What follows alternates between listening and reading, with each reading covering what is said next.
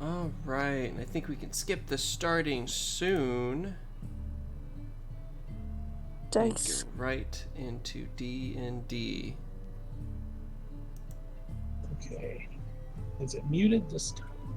Let me pop that link.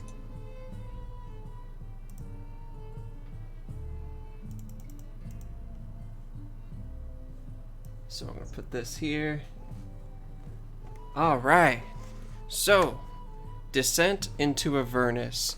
If you're on Roll20 here, as the picture suggests, it gets really hot really quick. Though you won't start against flying angels and holy swords and devils. You're going to start outside the city of Baldur's Gate, a giant town on the coast,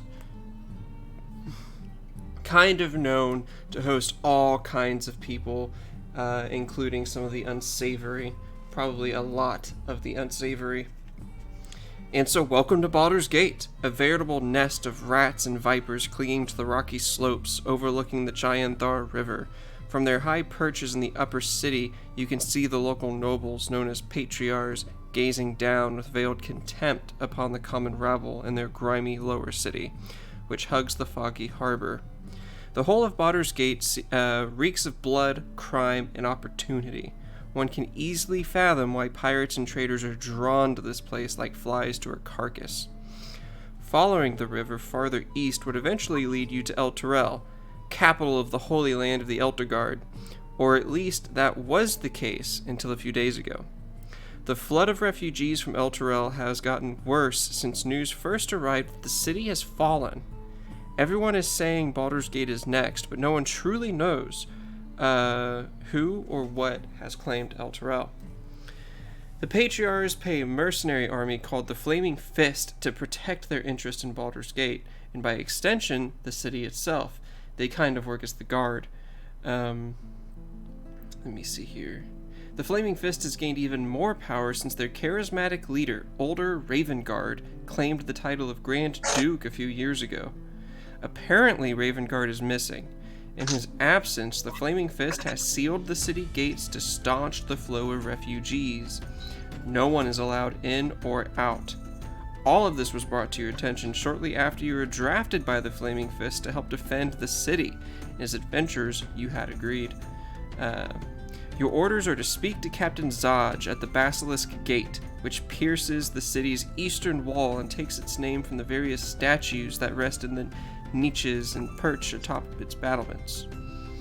Unseen beyond the sealed Basilisk Gate, a dirt road stretches through the outer city slums to the bridge known as Worm's Crossing, and then to distant realms beyond. Dozens of Flaming Fist soldiers are trying to control an angry mob of commoners eager to leave the city. Armed with only a vague description of Captain Zaj, a tall man with long black hair and a leather eye patch, it takes you a while to find him. A fight breaks out between the soldiers and the commoners, and you finally spot the one-eyed captain as he wades into the fray and begins throwing punches. Just another day in the City of Blood. And so that is where we will start, as the three of you go through to the Basilisk Gate, and you see this rabble happening, and we're going to introduce each other. You've all come together the previous day as you were drafted by the Flaming Fist, and so this might be the first time you've actually gotten together, at least, as a party. So starting with Keldazi, why don't you go ahead and introduce yourself, what your character looks like, and maybe something your characters know about him if they've worked with him in the past. Yeah, so it's a pretty tall half elf. It's pretty tall half elf, slightly darker skin, about 6'3", brown hair, and he always carries always has a shield on him that has a hammer that's a little bit fiery for his god of Tritherion, and he's very. He likes to mess around, but he's also very serious, at least when it comes to his work. If he's contracted to do something, he'll pretty much do it 100% and doesn't really stray far from that path. All right. And what's he look like?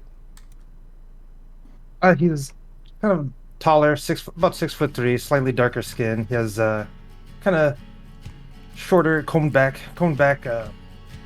hair, black hair, and Okay. he is a half elf.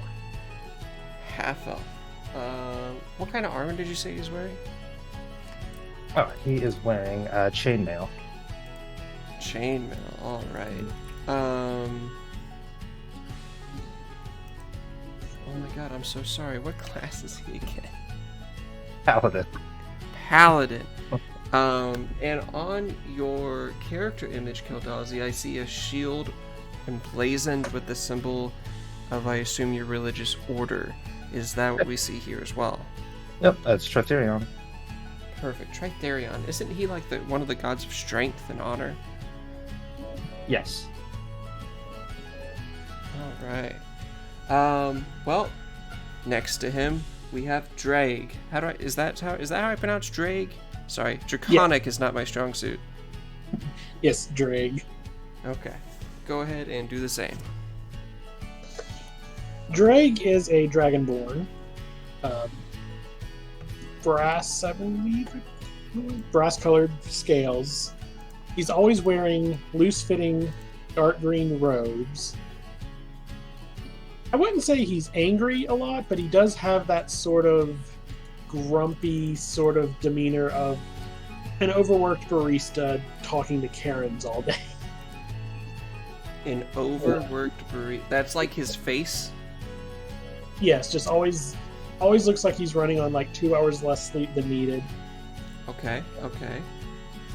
And every once in a while can be seen just sort of muttering to himself.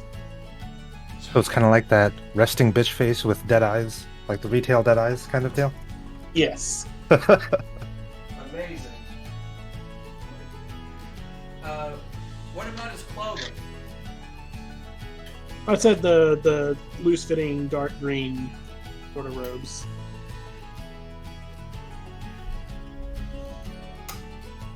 Sorry, I'm trying to get some of this lighting under control. You see, I'm so fucking pale that any light directly on me just washes everything out. In the hood of his robes, he does have 2 holes to fit his horns through. Nice. And what class is he? What kind of obvious characteristics? He is a warlock. Warlock. Is there anything that shows him as a warlock? Outwardly, no.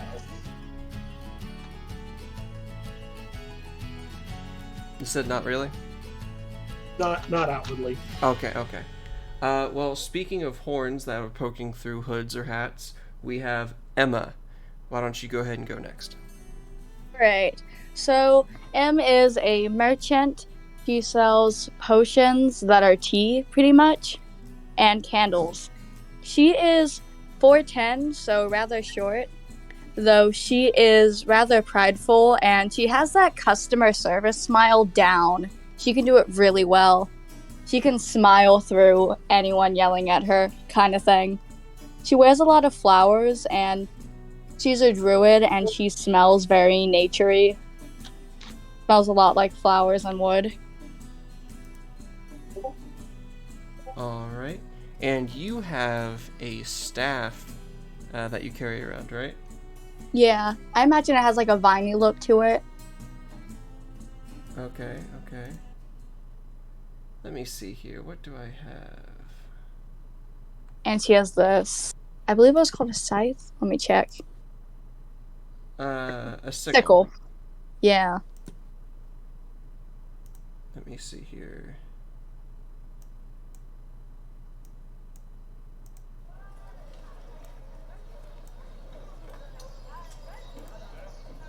There we go.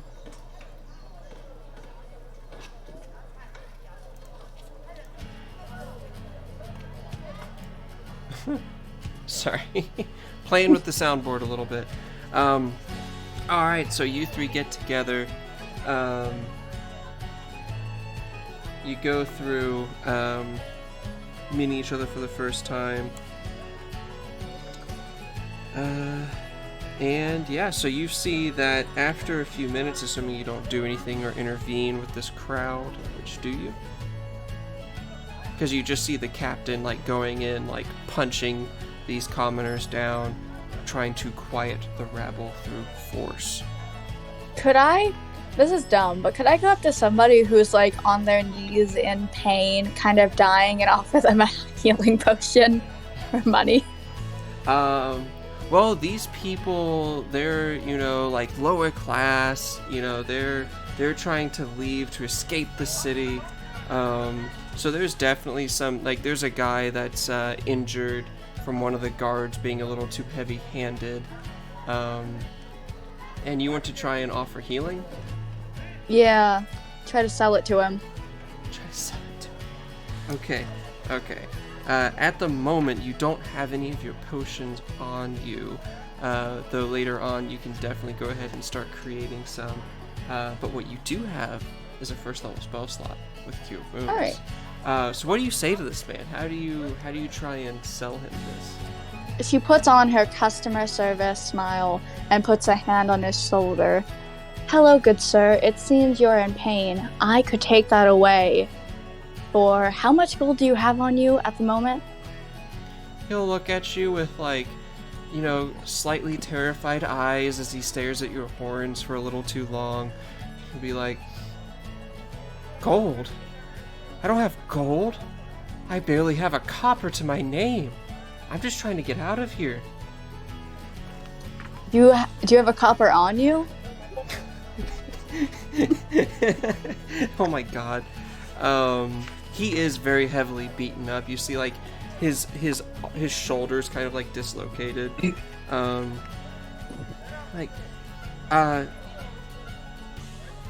you just kind of look a little lost, but you see he'll pull out from, like, in a pocket, like 3 copper pieces.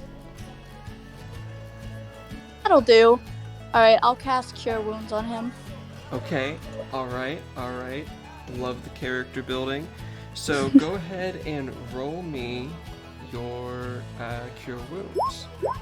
Alright. Ooh, solid 3. Let's go. Alright, probably half of this guy's hit points since he's just a commoner. Okay, yeah, so describe to me how you, with your nature's influence, what kind of flavor, quote unquote, is your healing spell? When you lay your hand on him. Alright. I'll say that, like, this, like, wispy, flowery looking kind of stuff glows from her hand. Okay, yeah, and as you put your arm on his shoulder, or your hand on his shoulder, that glow kind of transfers over him, and like ethereal vines go over the wounds, and you see that his nose stops bleeding, his shoulder pops back into place, and he looks at you with a smile, just a complete 180 from that scared look he had before. He said, "Thank you. Oh, thank you so much. Who are you?" I am Emmeline Bloom. Well, thank you. Thank you so much. And he'll get up, and seeing that the guards have kind of quelled the... Oh, well, before we actually finish that, Keldazi and Drake, was there anything that y'all wanted to do to try and either help the guards or the citizens or anything like that? So was that 3 copper pieces?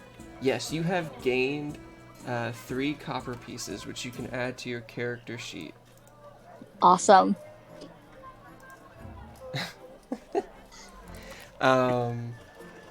And so you know how to add that? Yep. Okay, Got it in. Perfect.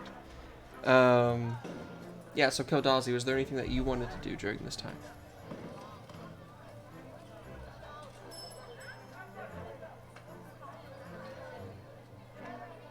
Keldazi? Oh, sorry. Yeah, didn't realize I was muted. Yeah, as seeing if Keldazi saw the captain there, he'd probably seeing that that's where he's supposed to go for to meet with him. He'd most likely kind of just have his shield up and just wade through the crowd and to him. Okay. So Drake, you see Keldazi wade through the crowd with his shield, making his way towards Captain Zaj. Do you follow, or is there something that you do differently?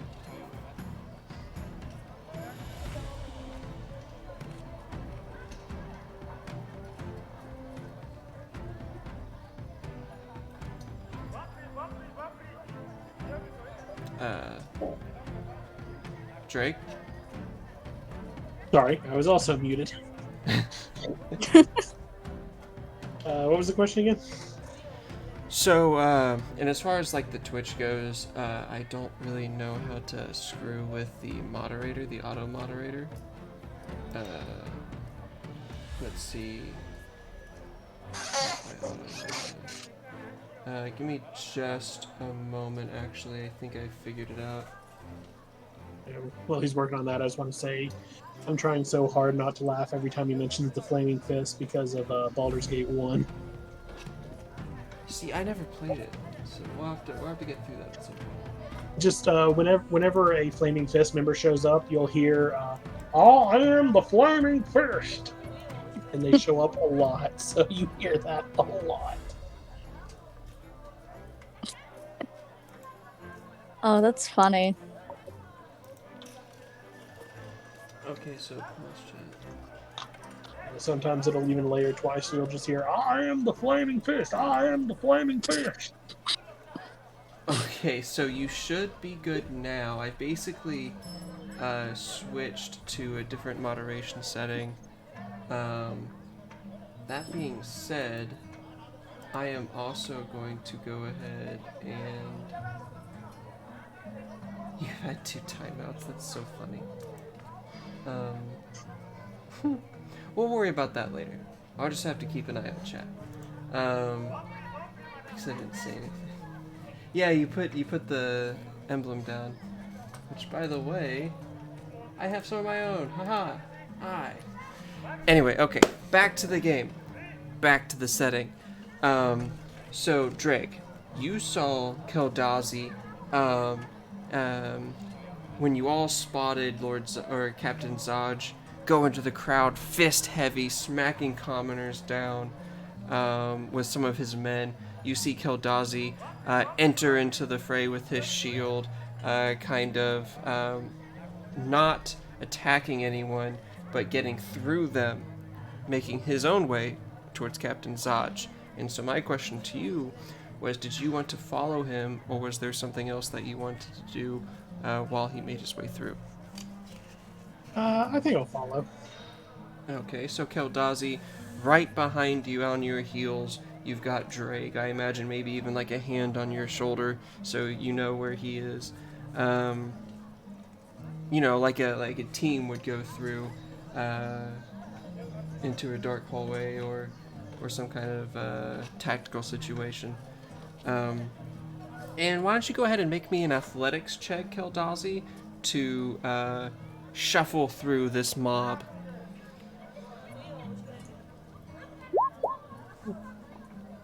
Well. Alright. 1d20 plus 5. A 12. That's okay. This isn't exactly like, a rough-hewn mob of warriors. These are people down on their luck who are trying to make a difference in their lives. And so you're able to, with the 12, shuffle through. It's almost like a mosh pit, with your shield in front of you. You kind of just brace yourself and push, occasionally using your other arm to swat someone away. And you make your way to Lord Zaj, who you see has a guy on the ground, and he just gives one big punch to the side of the guy's face, knocking him out before going up to his full height and looking around, his one eye kind of just shining with anger, and he sees you in your armor. Do you say anything? Oh, it's gonna be. Well, it sees that he's gonna basically just bite his tongue at seeing him just full deck this guy, but he's gonna be like, I understand you're Commander Zaj, and we're supposed to be here meeting with you, but looks like you're a little busy.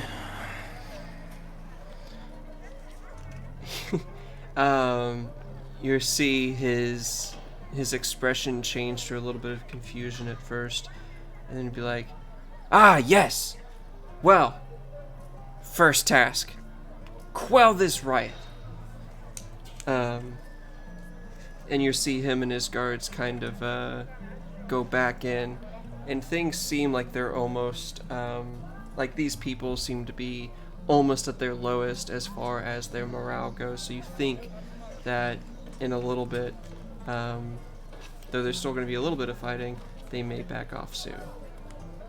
Do you want to try and are you all going to do anything to aid in this, or How close together are the potential rioters? you're in the crowd, and there's about like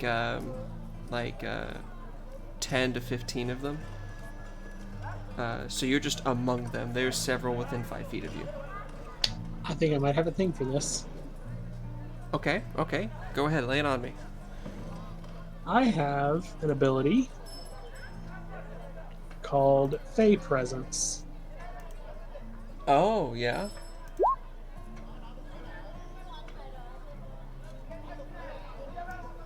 So any creature within a 10 feet cube of me has to make a DC 13 save, or else they become charmed by me. Anyone, or can you choose? Each creature in a 10-foot cube from me makes a wisdom saving throw. Okay, you know this will also affect Captain Zaj and some of the Flaming Fist. Yeah, Are you worst thing okay with happens, they're charmed by me. Okay, alright. So you go ahead and, ebbing from you, is like a wave of Fey energy, and why don't you go ahead and... sorry, reading chat a little bit, getting distracted. Every creature in a 10-foot cube. Wow, okay. Now, and you said charmed. Yes, I chose charmed instead of frightened. Okay, so momentarily, and let me go ahead and roll for Captain Zaj. Oh wait, I'd have to roll for that too then. You would, Bloom, or Emma, you're the only person who doesn't have to, because you're kind of separated from the crowd. While they were doing this, you were healing that injured man.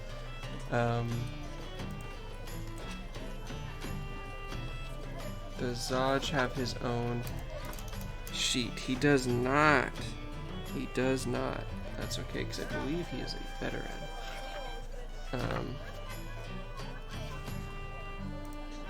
Let me just go ahead and separate this real quick. Didn't stat this guy? I'm actually shocked. And this is a wisdom saving throw. Ooh. Zaj will fail. Both of you fail.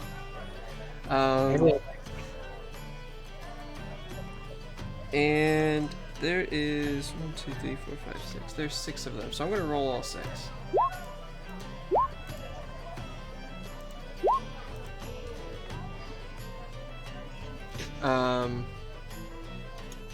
Okay, so that's 1.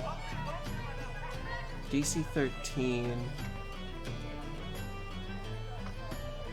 So even the majority of the Flaming Fist, everyone, except for a couple of them who kind of still continue punching, stops for a half second as they see emanating from you this Feywild-like charm that they don't quite understand. And so it seems like you have their attention for the moment. Everybody. Let's just stop fighting and just calm down, guys. All right. Why don't you go ahead and roll me a persuasion check at advantage? Persuasion.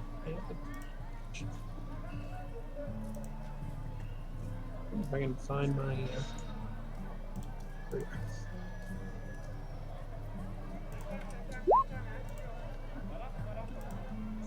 Oh, well, 13 then. 13. Oh, and if y'all can, if you know how, change it from auto rolling advantage to just rolling once. Yeah, forgot that.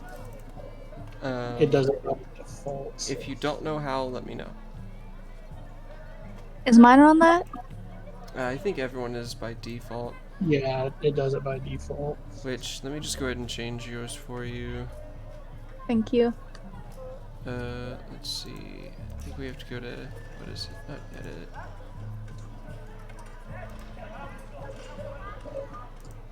edit. Oh, right, core. I think it's in core. Gosh, it's been a little too long since I've had to do any of this.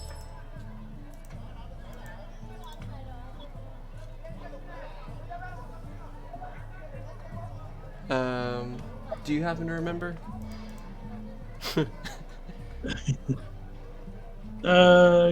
Trying to find it to see if I can remember. I might be able to find it. Oh, looks like, top right. Roll queries, you can either do, Yeah. let's just do never roll advantage. Yeah. I can just click it twice if I need to roll for advantage. So. Exactly. And so we're gonna do, I'm gonna just test this real quick by rolling insight. And there you go. So yeah, cogwheel, core page, cogwheel, top right. For everyone else. Cogwheel at top right. If you need help on it, let me know. The cogwheel beside core bio and spells. Yes. Alright, it brings up a full thing. And if you look at the top right, from that, you see the little box that says NPC. Right underneath that is always roll advantage. Ah, there we go. Yeah, click that and put never. There we go. Oh, Perfect. And Keldazi, you did that as well? Oh, I don't roll on there, so I don't have to. I'm good. Wait, what do you mean? I roll on D&D Beyond. Oh, and that's translating to... Yeah, yeah, just with the Beyond 20 app or extension. Okay. Oh, interesting. And I can still see everything on your character sheet here, so that's fine. wasted a 20 on a practice roll.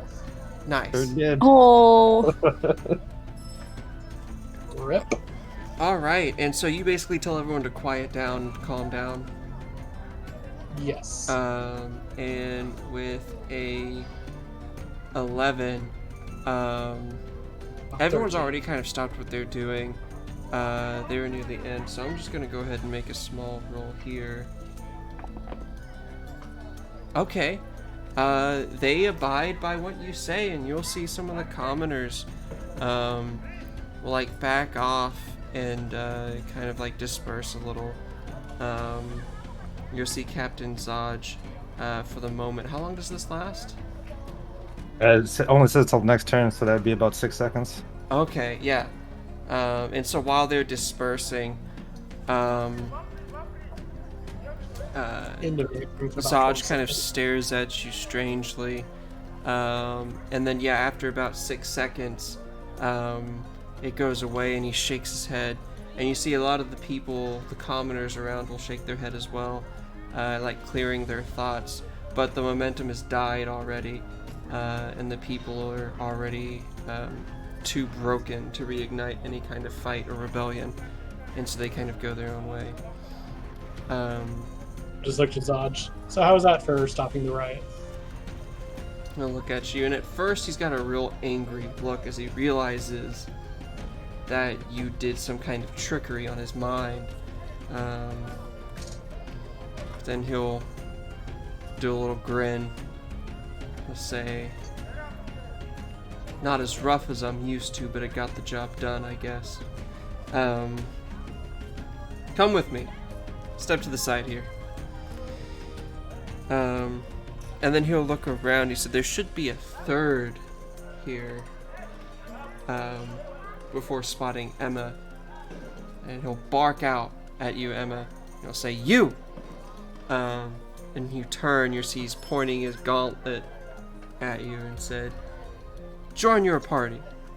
I have a task for your team." All right. She walks over to them. What kind of task is it?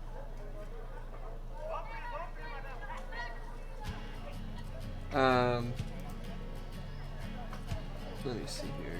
There we go.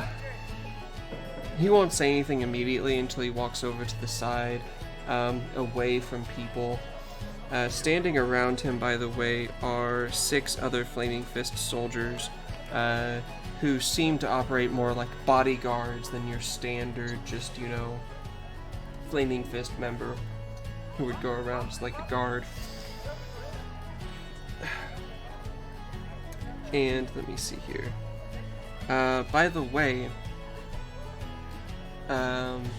would it be that any of y'all have been to Baldur's Gate before, or out of, or anything like that? I think I would have, because I'm an acolyte, so I would have been to the church at least. Okay. I imagine I've worked around in and around Baldur's Gate. And I don't think Emmy's very religious.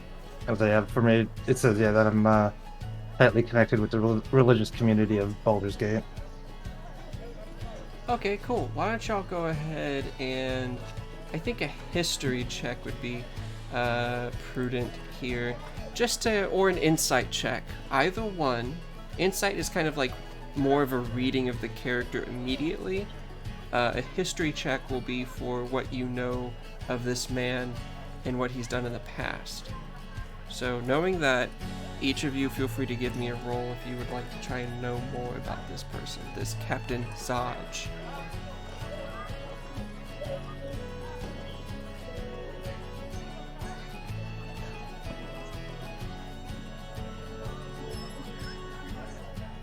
Oh, I got an 18 on my insight. All right. So we have, you rolled a nat 20 on investigation. Oh well. My practice roll from earlier to see if I'd turned off advantage correctly. Oh, right. Okay, so... Oh, can y'all change your usernames in Roll20 to match your character names? Yeah. That'll make it easier on me as well to kind of see what's what. So Keldazi with a 17 history check. Captain Zaj has been with the Flaming Fist for a long time, and what people have whispered about him in passing, he's known for flexing his military muscles. Some people have said that he's been known to take bribes on occasion, but that's not uncommon for the Flaming Fist as a whole. Though he's always presenting himself, and this is what you're going to get with the... let me see here.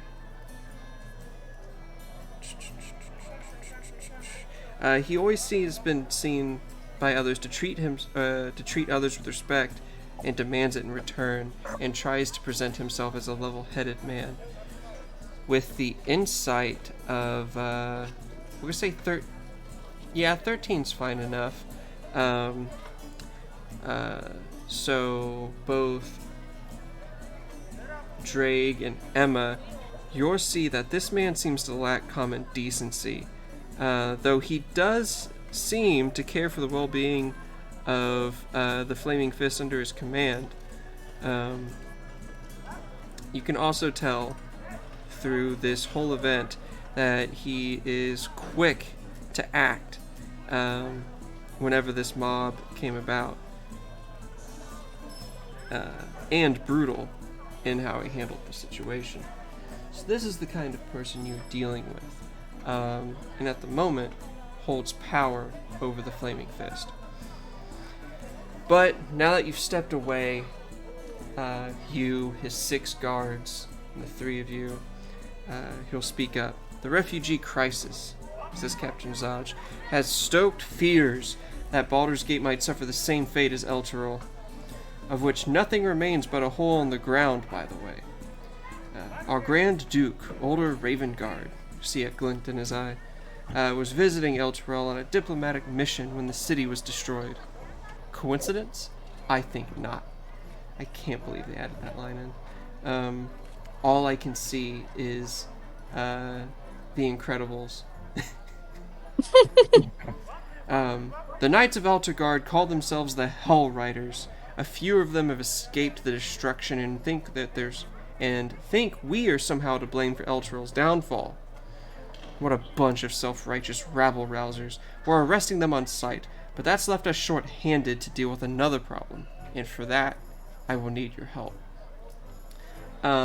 So, at the mention of Elturel's Hell Riders, that is an organization within Elturel itself. And so why don't we go ahead and get, for those that may have traveled to this other large religious town, you can either roll me religion or history. Wait, what was the place called? Oh, a solid 4. Let's go. For anyone who would like more information on the Hell Riders. What'd you say, Emma? I was wondering what the place you were talking about was called, the religious town. Oh, Elturel. It's, spelled as such. Alright, cool. Just trying to keep some amount of notes. Gotcha. Oh, we got a note taker. Hell yeah. Okay. I don't know if the either of y'all also take notes. I don't take notes. I never take them. I'm bad at notes. I'm not good at notes, but I'm trying to get better at it. Nope. Okay, so Drake with a history of 18, Kildazi with a history of 17. As far as religion goes, you don't know any... Religion of 4. Yeah, you don't know their religious prospects, but what you do know, what you have heard, either from your traveling there or from word of mouth, here in Baldur's Gate, Elturel is a religious city. Known for a giant glowing orb in the sky that shines like divine radiant light. They were known, let me go ahead and see here.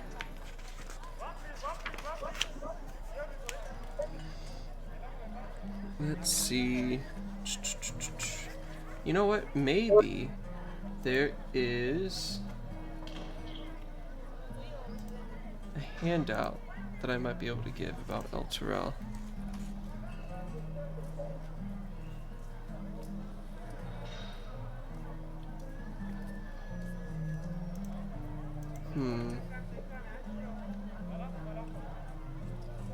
Maybe not. But that's okay. That is okay. So yeah, Elturel basically in the last several years has been a holy city. And the Hell Riders are a group of paladins that protect Elturel. Like, that's their whole purpose. Where the Flaming Fist is a mercenary organization, kind of, that works as kind of like the guard here in Baldur's Gate. The Hell Riders are known as a paladin religious organization that kind of guard Elturel. And let's see here.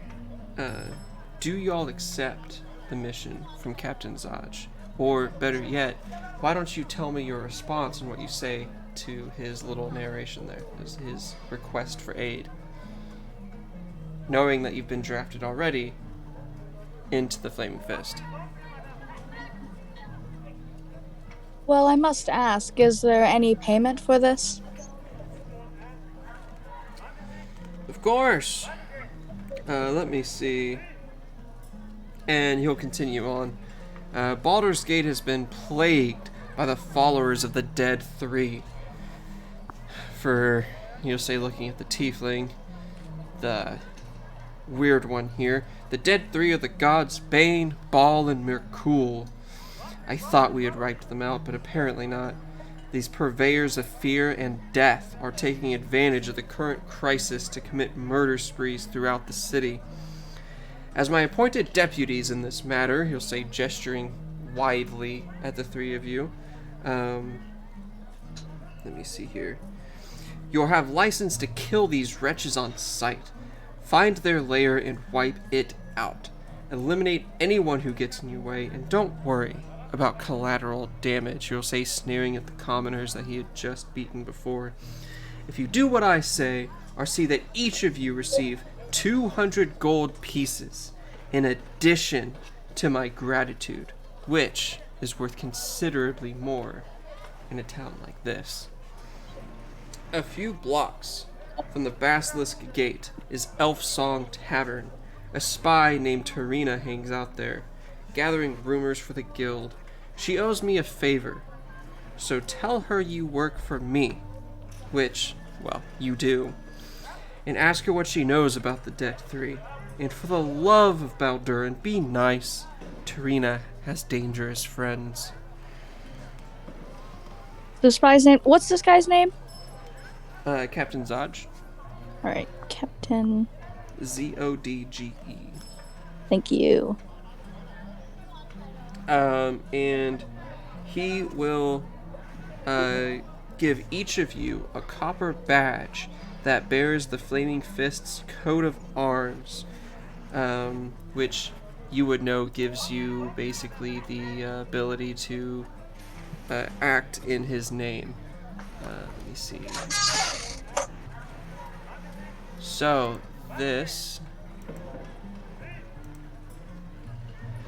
This is what the Flaming Fist badge looks like, and that is their symbol.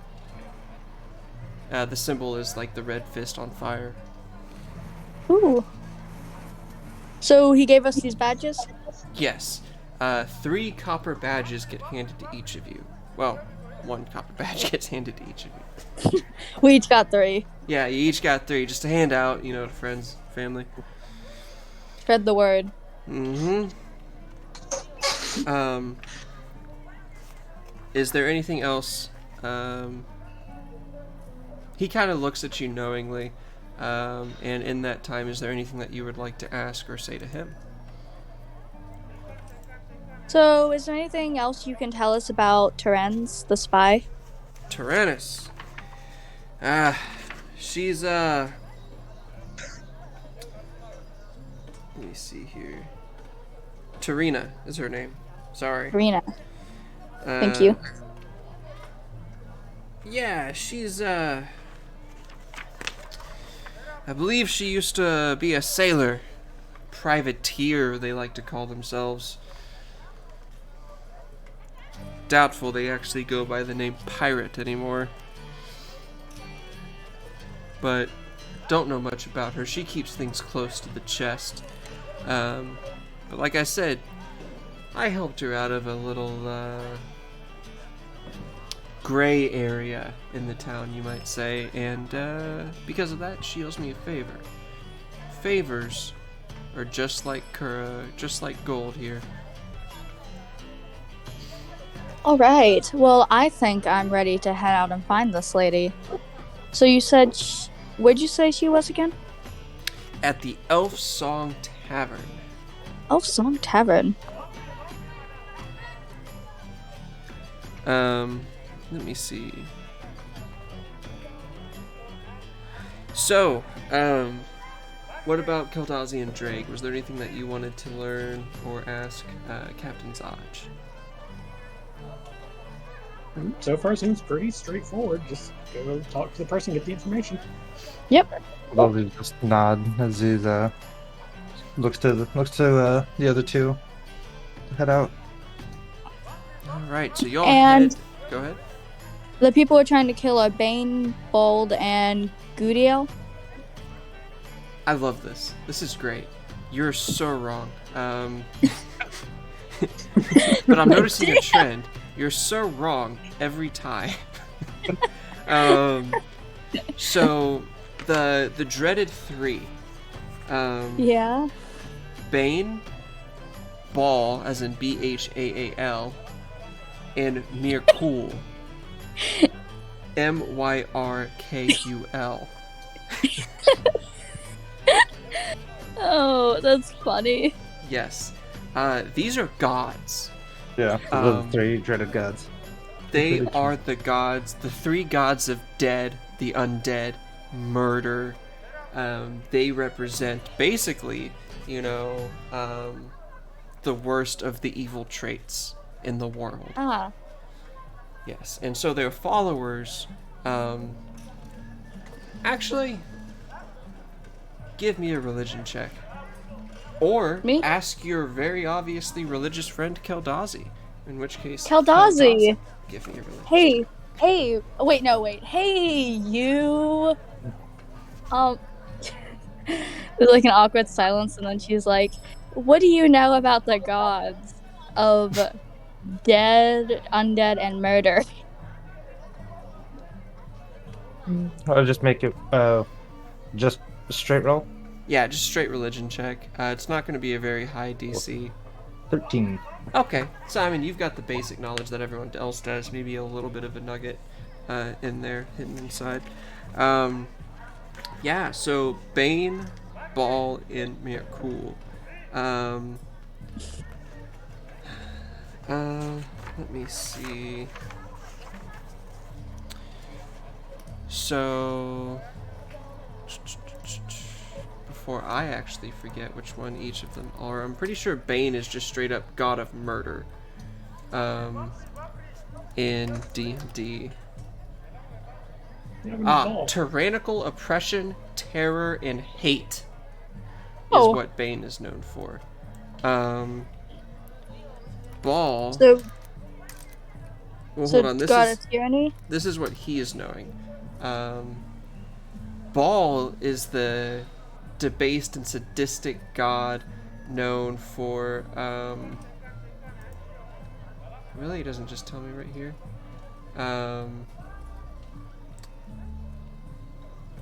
He's known as the Dread Lord.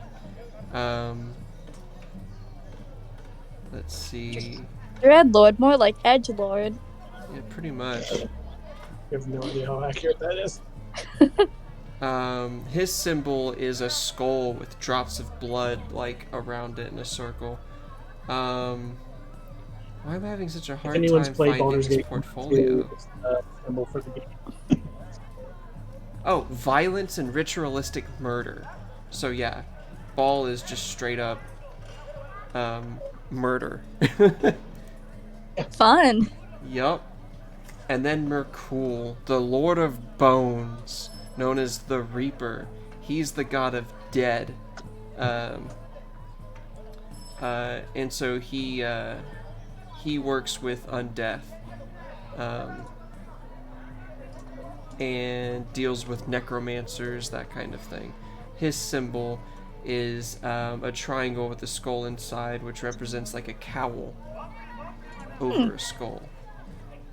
Yep. Bane, god of tyranny. Ball, god of murder. And then Miracle, god of death. I can't believe I put his name as Bald. Yeah, Bald. And you said some like elven name with a G for Myrkul. Yeah, I don't know how I got that. I was trying to get the notes done really quickly. I get you. There's All also right, this so really cool picture in the book of Baldur's Gate.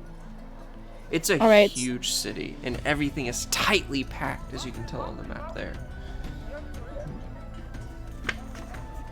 So, I assume you'll then walk through the streets of Baldur's Gate, and as you can see in this area, the lower city, People are hard on their luck. There is a lot of refugees. There are people begging for money on the sides. And as you go near the tavern, everyone is armed. For those of you who have been to Baldur's Gate before, let me see. You would know that no wise person walks the streets of Baldur's Gate or enters any of its taverns without a weapon or an armed escort. Anyone who has lived in this city for more than a 10-day knows this from experience. Taverns might appear safe at a glance, but they are among the most dangerous places in Baldur's Gate, full of alcohol, tempting coin, and unscrupulous peoples. Let me see. There is even, and this is something that maybe Emma knows from the guild, Volathamp Gedum, a notorious raconteur, which I don't even know what that word means, known for his tavern reviews, encapsulates his Baldur's Gate experiences hard on the stomach, especially when someone sticks a knife in there. You would know from experience that customers are expected to look after themselves, and when a fight breaks out, don't expect help or sympathy from the Flaming Fist. Tavern murders are common. But you also know that there's this great game called Baldur's Bones. It's a gambling game about rolling dice, but it's very common. Oh, gambling. That will not end poorly for anyone, I'm sure. You have 15 gold in your pocket to spend. Anyway, all right. So we're gonna go ahead and move maps, as I assume. All of my gold goes to getting bitches. So. Yep. I assume you guys go directly to the tavern, or was there other ways of gaining information or anything, other shops or places you wanted to visit beforehand?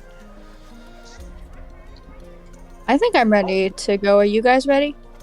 Yeah, I can't think of anything else to gather information. I mean, we don't have enough money to buy anything, so onward to the bar. Oh, and gear. I assume y'all just did, I should have said this earlier, but just the class equipment and the background equipment. Yep. Okay. Alright, so all three of you... Did I get background equipment? I think, yes, probably. Yeah, I added it in for you there. Alrighty. Okay, yeah, I'm wearing... Okay, so I'm wearing leather armor underneath my robes. Yes. Alright. And so, the three deputies to Flaming Fist. You all approach here at the bottom left, kind of. I still can't believe she ghosted me. It's so weird. Well, because, she asked for some extra slightly accommodations, which we were all like, yeah, that makes sense. Anyway. Okay, so the three of you approach the Elf Song Tavern. Let me see. Is there really no, description for it? Wow, interesting. Okay, so what you do notice, as you come through...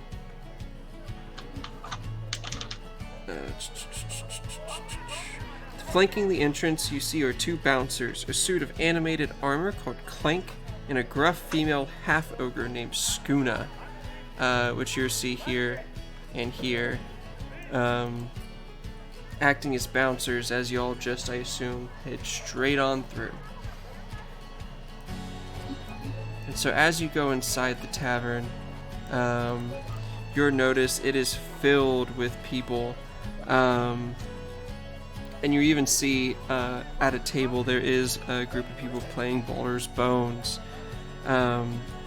Back behind the bar, which you see over on this side, is a half-elf commoner, which, do y'all think y'all have been here before or have heard of the Elf Song Tavern? It is somewhat famous, so if you want, you can make a roll. I would like to be a regular at the Elf Song Tavern. Okay, alright. I'll say she's been there once, just to try the famous place. Say Keldazi would have heard of it, but he never would have went there. Okay, yeah. Like, again, it is somewhat of a famous tavern.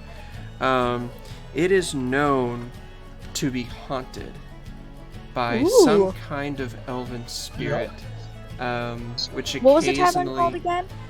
What? The Elf Song Tavern. All right, Yes. Elf Song. Let's see. It is known to sing in Elven of a long-lost lover. And you will know any time that she sings, everyone always goes quiet to listen as she goes through her tune, her ghostly tune. No one knows when that she plans on doing this or how it operates, how she works, what her thinking is. And no one sees her either.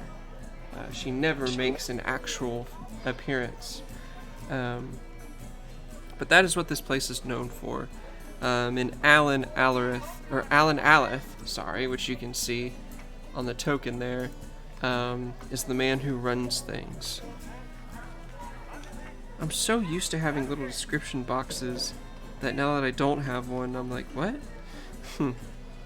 You also know that Alan owns a money lending business on the side to people he trusts. But as a regular there, Keldazi, he's never given you any loans. I'm not the regular. That's the other one. It's Drake. Oh, Yeah, Drake's Drake. the regular? Okay, sorry.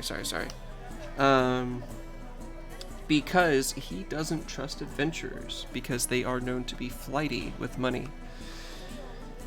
Or to die before being able to repay him. Right, exactly. There are dozens of patrons all throughout, and you might notice a few rats scurrying around as well. And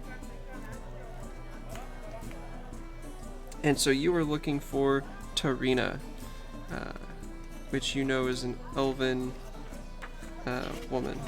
Or is she? Should I do like perception to look for Oh, her? never mind. She's human. Yeah, she's human. Perception. Well, y'all don't know what she looks like.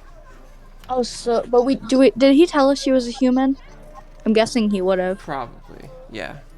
Since I just gave the game away, yeah, you know she's a human. Can I look around for someone who looks like they know people, I guess?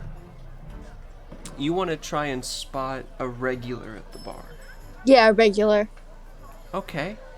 Go ahead and give me an insight check. I would say if Drake's a regular, would he know who Oh, who we're looking for? You turn and look at Drake and say, "You look like you drink a lot." I'm kidding. yes, he does that. And All right, Drake. Well, why don't you go ahead then and give me a roll? Sorry, I love rolling. Rolling is fun. Go ahead and give me a... Give me an insight check, but if you think it should be something else, like perception, or take an argument. I can't think of anything else it would be. Alright, go ahead, give me that roll. Not good. So, 7 is very unlucky today, huh? You're thinking, a spy? A human spy at Elfsong Tavern? No. Clearly, like, this person must be new. Obviously. And so you don't know who they are. so while Shopkeep is doing her thing, I'm just going to go to the bar and talk to the bartender. Alright, go ahead and move your token on up. God, follow. I'll just follow him up there.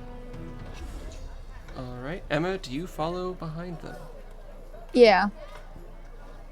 Alright, so the three of you take seats at the bar. Standing in front of you, Alan Aleth, like I said, half-elf man, smiles at the three of you. Hey! Glad to see some new patrons. Adventurers, likely back from some escapade if I had to guess. What brings you in? What can I help you with? Don't think about killing my prized possession. Of course not. We'll each take an L on me. Okay. Okay. Um, He'll say, though, for silver, I am known more for the wine. Yeah, sure. I'll splurge. One wine for everybody. All right. He'll pull out a bottle of Elverquist wine, and with the deft hands of someone who's been in this business for a long time, he'll pull out 3 glasses in between 3 of his fingers and set them aside, and then pour gently each of the glasses for you, before corking the bottle and putting it aside, putting his hands on the bar, and say, "So, clearly you probably have a tale of one of your adventures. Why don't you let me know?" He'll say, he looks specifically at Drake, by the way. I've got nothing to share.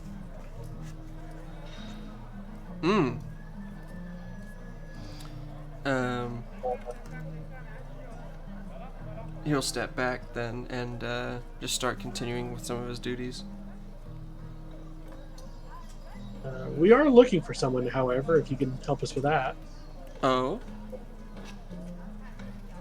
Who might that be? Dalsy's gonna look around a bit, and then he'll look back and like, well, we're looking for somebody named Tarina. Oh, I'm gonna say, and he'll roll its eyes. 2nd floor. Oh, Second floor? Oh, and so you put down 3 silver pieces? Yes. Okay, mark that from your sheet. All right. And yeah, and so yeah, now each of you, by the way, have a glass of Everquist wine.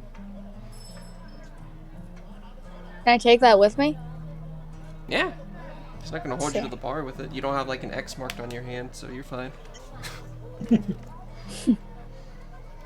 Where on the 2nd floor would she be? What was it called? EverQuest wine. So it's Oh. ELVERQUISST. Some elven beverage, elven wine. Ah, all right. Thank you. You say you should be able to spot her. She's always playing Baldur's Bones. Let me see here.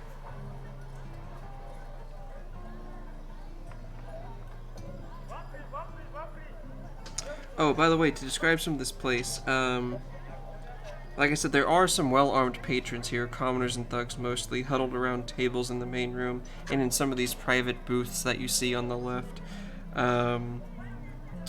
Let's see. Underneath the creaky wooden staircase that climbs to the 2nd floor, some drunk is usually passed out on the couch on the north wall. Yes, there you go. So here's the staircase on the eastern wall. You can see like a big old couch over here where some drunk is sleeping. There's the fireplace. And so that's the staircase. I assume you then go up to the 2nd floor. We will head up Yeah. to the 2nd floor to look for our mark. All right. Dalsy will take one drink, one sip of the wine, set it down, and then just leave it there and walk. One sip of the wine and leave it? Okay. And Here's the my other wine. 2, do you all bring your drinks with you? I'm Yeah. absolutely bringing mine with me. Alright. If you scroll to the right on the map, you'll see where the staircase opens up and where your characters are.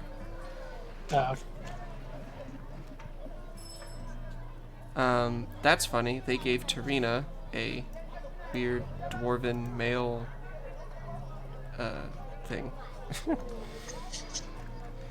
Alright, so this room here, The upstairs dining room. Lit lanterns hang from the rafters in this windowless room. Rugs cover the wooden floor and help dampen the noise from drunken patrons gathered around two large tables, eating and playing games of Baldur's Bones. One of the individuals seating at the table nearest to the stairs is Tarina, which you'll be able to tell because she is one of the only full humans here, matching the description given to you earlier.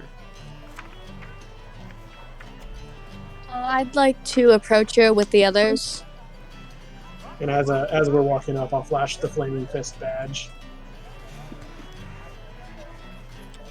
I'd like to go up to her and lean. She's sitting by the bar, right? So it's this big table with these three guys all playing that gambling game, Baldur's Bones. Alright. I'd like to go over to her and be like, "Hello, are you Tarina?" She'll look at you, she'll eye you up and down. You look a little too nice to be coming to a town like this. Be coming to a tavern like this. What do you need, little lady? Well, I'm here on business. Are you know Captain Zod's, the man you owe a favor to? When you say it like that, her eyes narrow, not quite in anger, but like she has clearly misjudged you, and she's reevaluating your getup and who you might be. She'll sit up straight a little bit and turn away from the bones after tossing the dice to one of the other players. You have my attention. Yes. Well, we are here to gather information. Well, you're gonna have to get a little more specific than that. I forgot what we were getting information on. The three. So one of y'all steps up and reminds her. Yeah. Oh. Ball. Did all of you forget? Did we all forget? It was what? Can I roll a history real quick? Outriders, the dreaded three. You know what? Whatever. Yeah. This is in game. That Everquist wine was a little stronger than you were expecting. Why don't y'all go ahead and roll me a wisdom check? Okay. Each of you. Oh, that's so... Oh, fuck. It should be a wisdom save. Yeah, make it a wisdom saving throw.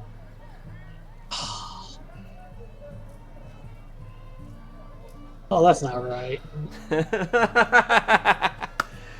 Okay, thankfully, you see Keldazi, Drake, and Emmeline looking around like Hellriders. There was the three. Who are the three gods, right? And then you're kind of looking at them like, what? You remember, Keldazi, that y'all are looking for the whereabouts of the cultists of the Dreaded Three who have been on a murder spree throughout Baldur's Gate. You're tasked with finding their hideout and clearing them out of town. Oh. So, Balzi will go ahead and we'll step forward more and be like, so, put his hand on Emma's shoulder saying, well, we're here to look for the cultists. For, cultists of the Dreaded Three. They're causing trouble around Baldur's Gate. And, tasked with clearing them out. I was wondering when he would get to all that. They've kind of been on a whole... little more active than I'm used to. Let me see here. Yeah, I think I know. I think I have what you need.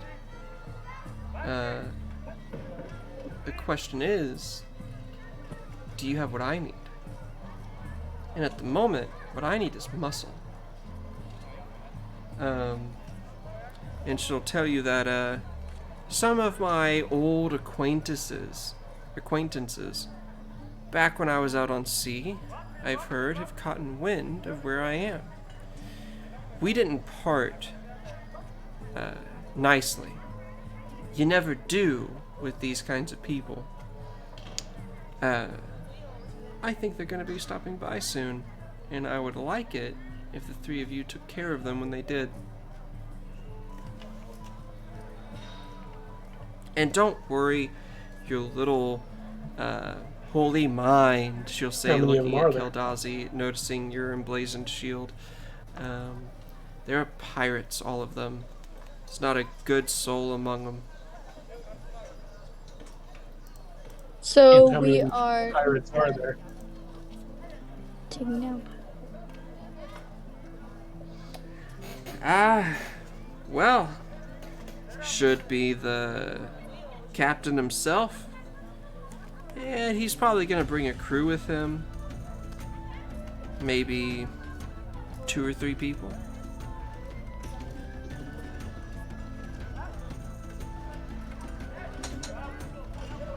You're sure of that? I mean, how can I be? It's not like I'm still on the boat with them right now.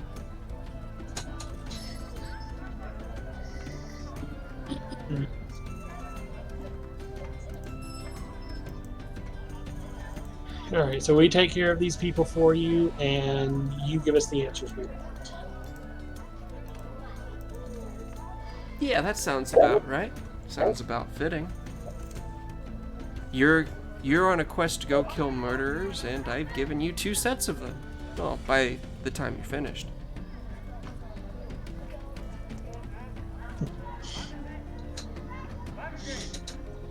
Do we have an agreement? All right, so what exactly are we in for here? Well, if and when they arrive tonight, take care of them, protect me, and I'll give you the information that you need. Straightforward deal. I mean, Insight. what sort of forces are we looking at here? Like, I just told you. Fire casters. Oh, they're pirates. I don't know. They're bandits, basically.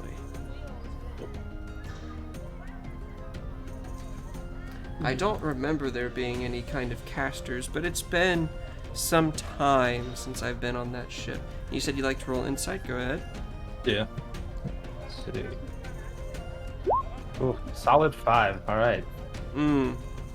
I mean, she seems like a conniving character, and you know that she's a spy, so she's probably out for number 1. That's what you get. But you don't. May I? What's up? I was gonna ask her. Do we need to bring any proof? Like, do you want his head or something? Well, he's going to show up here, so I will see it, I imagine. Oh. Okay, so we're like he's gonna show up and we're protecting her from him, pretty much. And killing him, yes. All right. We can bring you with us to the Flaming Fist, and they can protect you. I am not about to go into the custody of a bunch of guards, she'll say, with a very big show of quotation marks, you know, air quotation marks. That would be bad for me, and bad for my reputation. Even Bad worse enough you than come through here, flashing your badges. even worse than this pirate showing up and killing you. No, she makes a point. Reputation is very important. Ah, you're learning. Reputation I don't need of to the learn witch. if I already know. I mean, dead or alive, you still have a reputation. If you have a dead reputation, I mean, that doesn't help you at all, regardless. Well, you can have a alright. legacy at least. I can escape, but I'd rather not have to. I've made something of a nest egg here in this city, and I'd rather not uproot it. So please, take care of this. This pirate leader got a name. Well, back when I last knew them, let me see here. It was under Captain Marasco. of the uncivil serpent.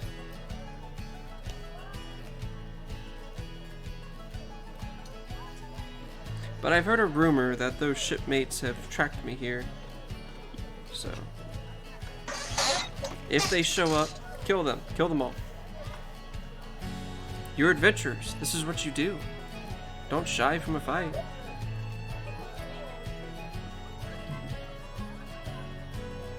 Well, what do you say, guys? I think this is a fair trade. And how can we be sure you'll actually give us the information we want instead of just disappearing, like you said? Look, I might always be looking to cut the best deal, but I don't just cut. Especially when Captain Zaj is involved. The threat of him is more than enough to keep me in line. If I may, for our personal peace of mind, do you have anything valuable to you that you could give us, and then we could return once you give us the information? Collateral. Yeah, just for the sake of our peace of mind. She's got a big shit-eating grin on her face when you say that. Roll me persuasion. Alright. Or intimidation. That is an option that y'all have if someone else wants to roll, or if you have intimidation.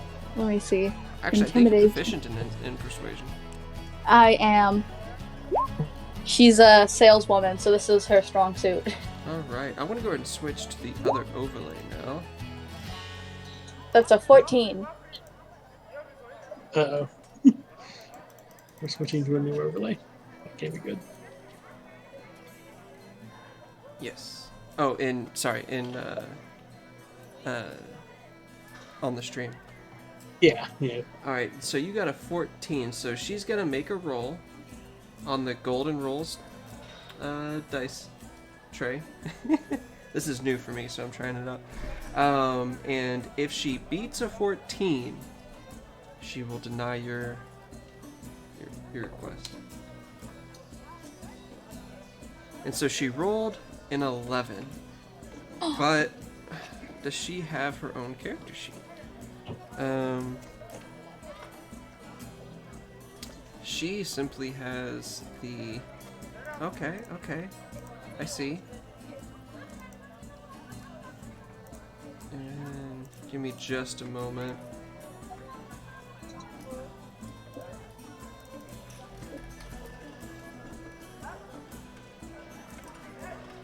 We are going to boop. And then we're going to boop.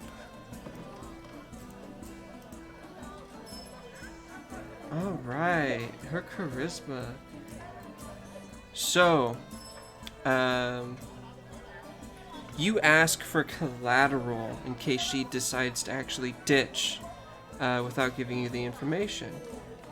And when she rolled against you, she only rolled an 11, so she did not beat your DC. And she'll look at what she has on her. You know, she'll kind of like put her hands out, looking at the rings on her fingers. Let me see.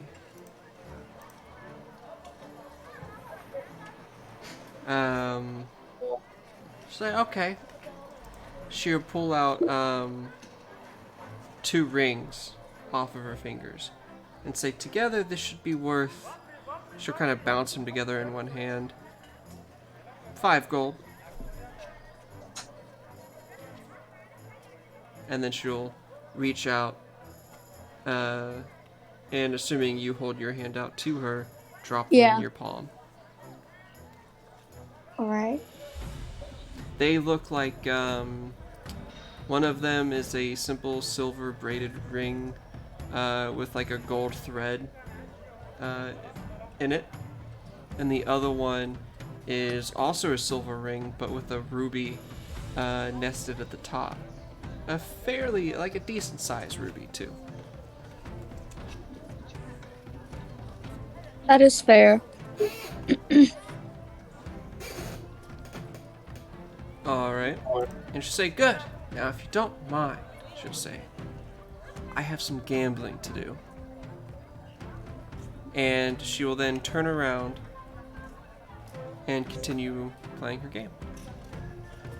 Can I Oh, watch the game? You want to watch? Yeah. All right. Do you take a seat or do you stand over her? I'll stand over her shoulder. Okay. And what about you two, Drake and Keldazi? I'm going back downstairs to speak with the bartender. All right. And that one Yeah. was Drake that said that. Yes, Drake. Yeah, I was gonna go with Drig to talk a bit more with the bartender as well. All right. So we're gonna zoom out a little bit here, so we can get both. All right. Split the party. Yeah. So the two of you go down back with the bartender. How's that look?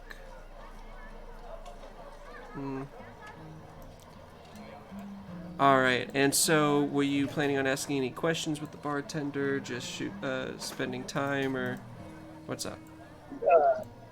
Yeah, a few questions. Alright. You're gonna say, lay 'em on me. What do you need to know? First of all, what did she say the captain's name was again? Captain Morocco. Morocco? Morosco. Morosco. Barkeep, have you ever heard of a ship captain by the name of Captain Morosco? Of the uncivil serpent. Let me see here. Only in passing. It's one of the many different pirate vessels, privateers, that stalk the seas around here, harassing merchant ships and sometimes even fishermen vessels. Why? Is this going to be the latest adventure for the party? He doesn't say this as sarcastically as I just pronounced it, but... Unfortunately, it seems like he might be heading this way to cause some trouble. Oh. Okay. Well, just so that you are aware, my guards that work in this tavern, they only protect me and my staff. If he comes here, you're gonna have to look out for yourself.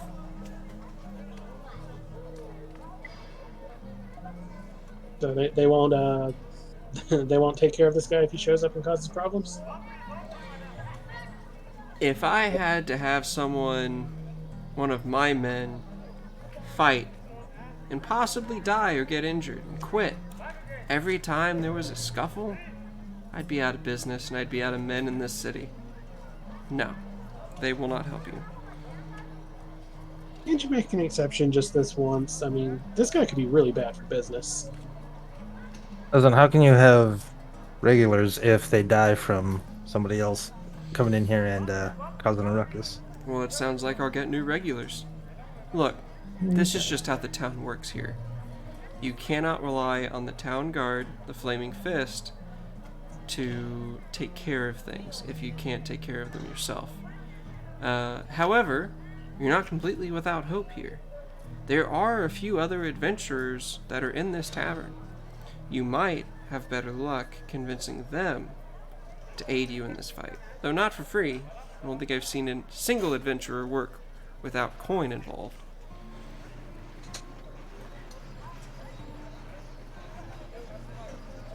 I'm gonna take Keldazi. I think I have an idea. Okay. Just go with me on this one, okay? Mr. Barkeep, do you mind if I make an announcement to the bar?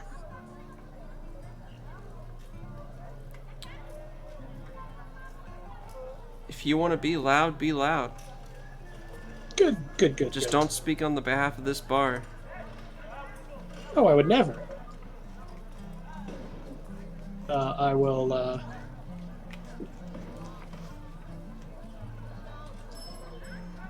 I will step over to this area. Attention! May I please have your attention? All right. You're gonna have to roll me. Like, are you doing anything to boost your voice? Here, let me see here. Nope, just shout. Actually, wait. Do I have something?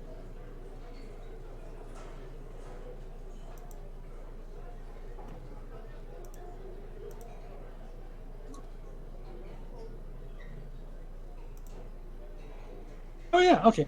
I have minor illusion, so I'll cast minor illusion to create the sound of like a metal spoon tapping a glass. Okay. All right.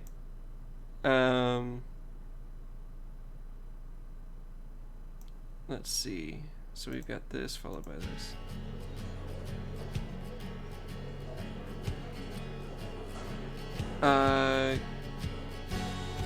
Okay.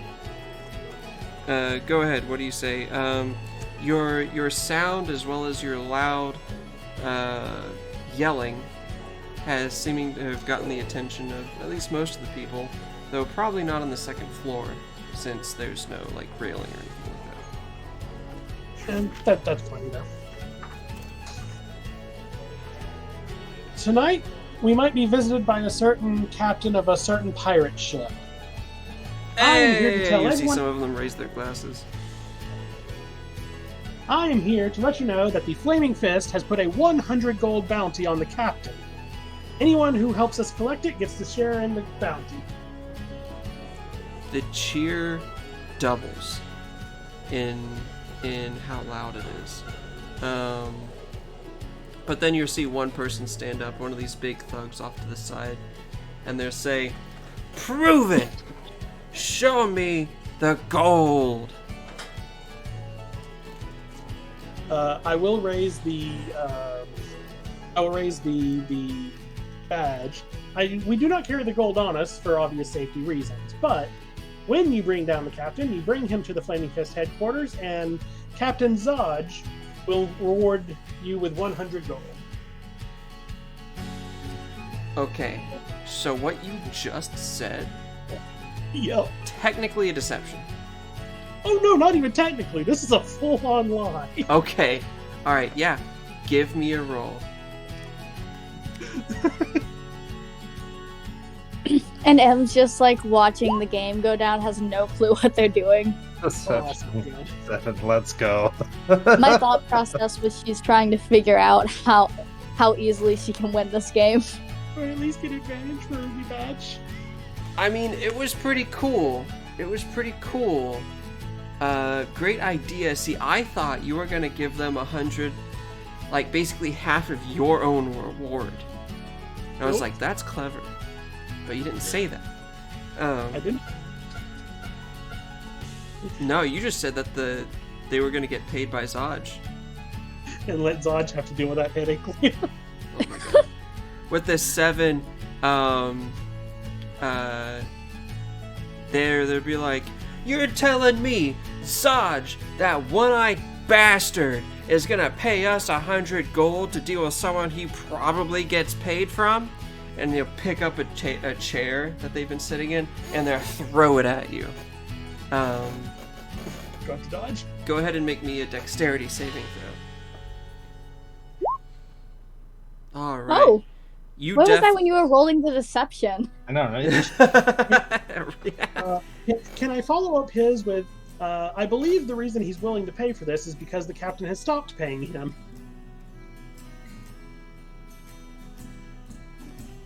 Huh.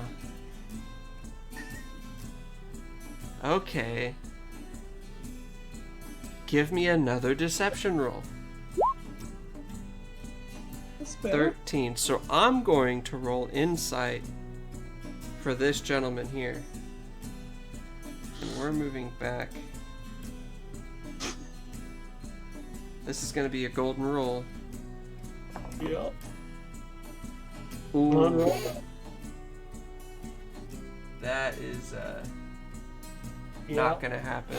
And you'll see his buddy, they'll look at you, they'll spit on the ground, he and his buddy wipe everything off the table, and they pick up the table And then together they I was gonna say, which throw group the is whole doing- table at you. Before all that, which group was it that's doing? Is it It's this one this here. group over here? That group right there? Oh, okay, then yeah, I'm too far away to do anything really. But as soon as I see them start doing that, I will start going over. And they've got like a mace.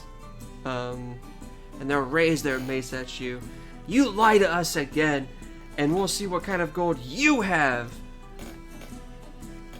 instead. I really think this is going better.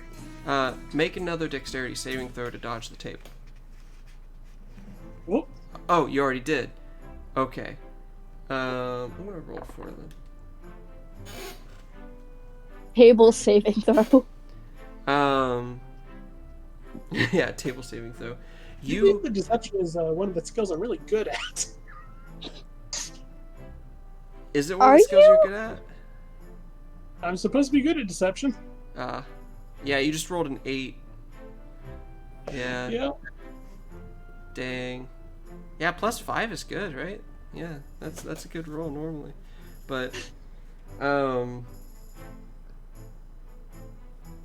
so you don't get out of the way of the table in time, as it kind of like crashes into you, and you take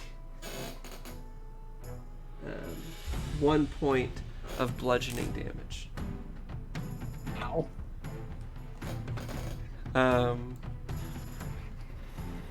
But you will then see, as the table got a little too close to one of the servers, Clank walks up, puts the table back, kind of roughly. Its animated helm showing no emotion, since there's no face behind the armor, as it looks at each of the thugs. And for a moment, the thugs actually look a little concerned before it walks back to its position. I'm really upset right now. My plans just totally went awry. It was a good idea, except for when you went lying. That was a great idea. The rolls just didn't back me up. Yeah, unfortunately. The dice really destroyed you.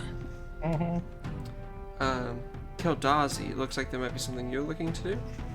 Oh, I just said as they were throwing the table over at him, that's when I was heading over. Okay. Gotcha. By the way, so, let's see.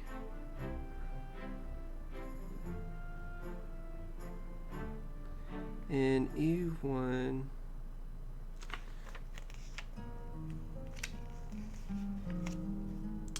I believe it's Fulton and Ymir are, yeah, they're like servers, so they're gonna be going around the map occasionally. Okay, I do have another idea when this is over. Yeah. Well, now that you've done that, I'm going to switch over real quick. We're going to scroll back to Emma, 'cause it sounds like you might want to try a game of Baldur's Dice. Or Yeah. Baldur's Bones. Well, first, so while she's playing, I want to try to chat her up to see if I can get any information on why she owes Zod your favor.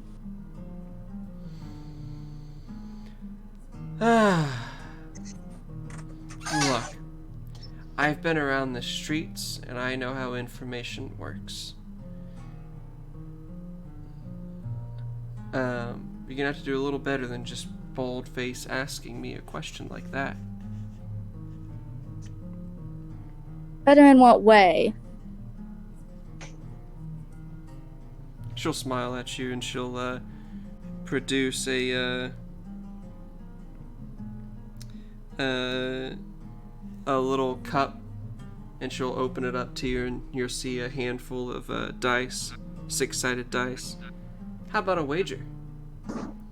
A wager? If I win, I get the pot that we're betting on. If you win, you get the information. The question about what I did for Zaj, or what Zaj did for me. All right, I can play this. All right. And so she'll ask that you sit down there. As she explains the rules. So she'll say each player will put an agreed ante in the pot. And she'll look at you and she'll say, how about a gold piece? I can do a gold piece. All right. Grin gets a little wider. She puts her own gold piece on the table. And say that each of us will roll 3 dice. And we'll go clockwise around the table. And on each of our turns, we can either stand or roll. If you stand, the next player can take their turn. And a player who rolls can take an additional die and add it to the number. But the goal is to get close to as 21 as possible without busting. This is my favorite game. I love this. After everyone's had a turn, the highest point total wins the game and takes the pot. Well, I take the pot, or you take information. All right. And so she will put the cup in front of you, and there's 3 dice in there. You see more dice like over on the table in a little pile. All right, I'll take a dice and roll it. Yeah, roll 3d6. So for roll 20, what you want to do is you type in the chat box /roll space 3d6. All right. 4. 2 1s and a 2. Okay, she'll look at you and she'll go, whew, not a nice one. Her turn.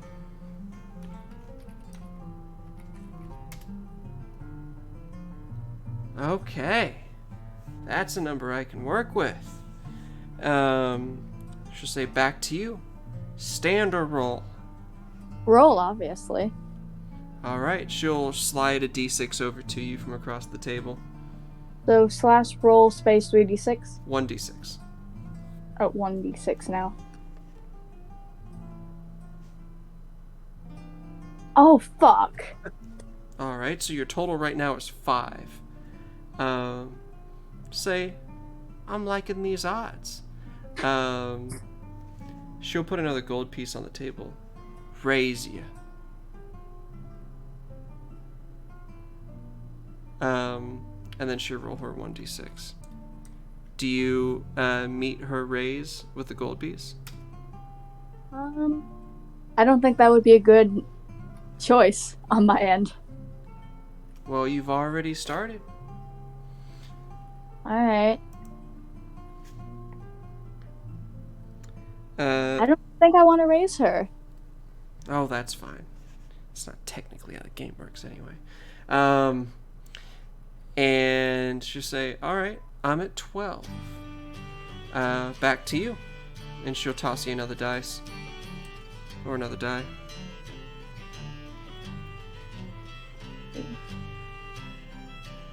All right, so you're at 8 total. And let's see, 12 for Tarina. And Tarina's going to go ahead and roll one more d6.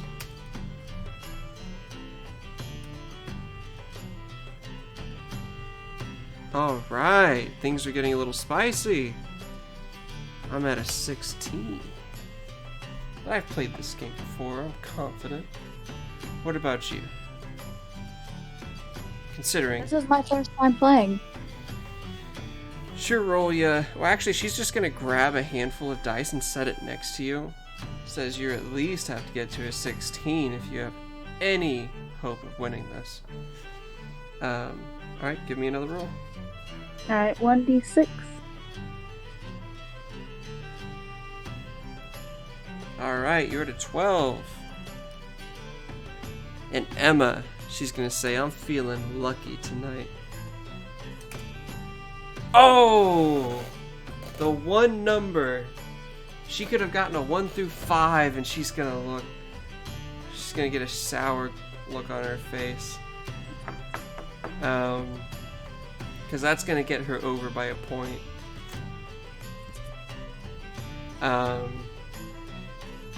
She'll scoop the gold back, giving you your gold piece.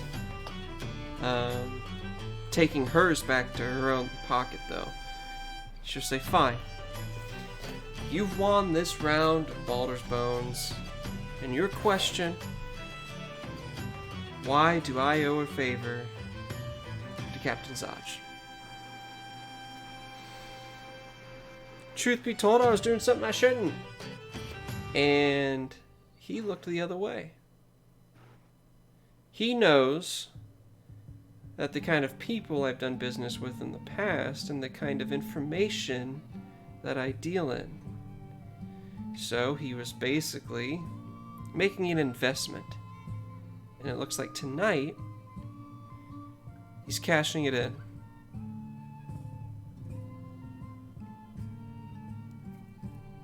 I had fun playing with you. Would you like to play again, this time for real money on both ends? Sure. But from there, we're going to take a break from your character for the moment. Okay. And you two back in the main tavern. I think I'm gonna... What? I'm gonna get addicted to D&D gambling. That was fun. Oh my gosh. Once played a D&D session where for the entire session we did nothing but play liar's dice. Which, by the way, I'm not sure you realize she was trying to scam you. Where if you winning, you didn't get the gold. But if she wins, she gets the gold. Yeah, I noticed. Okay. I just wanted that information. Okay. So in this room, do you have anyone else? Let's see. Why don't y'all roll me perception while y'all are down in the main hall?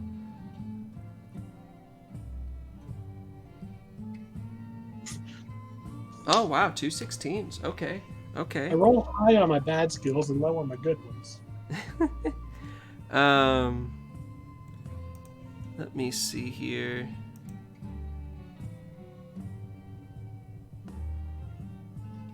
Americans. Oh no. Okay.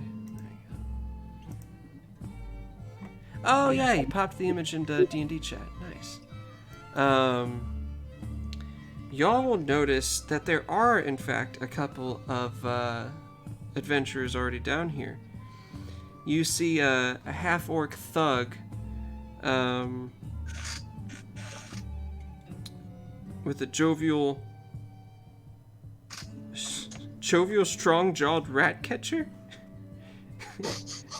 That's how he's described. So whatever a rat catcher looks like, I'm picturing Bruno from Encanto.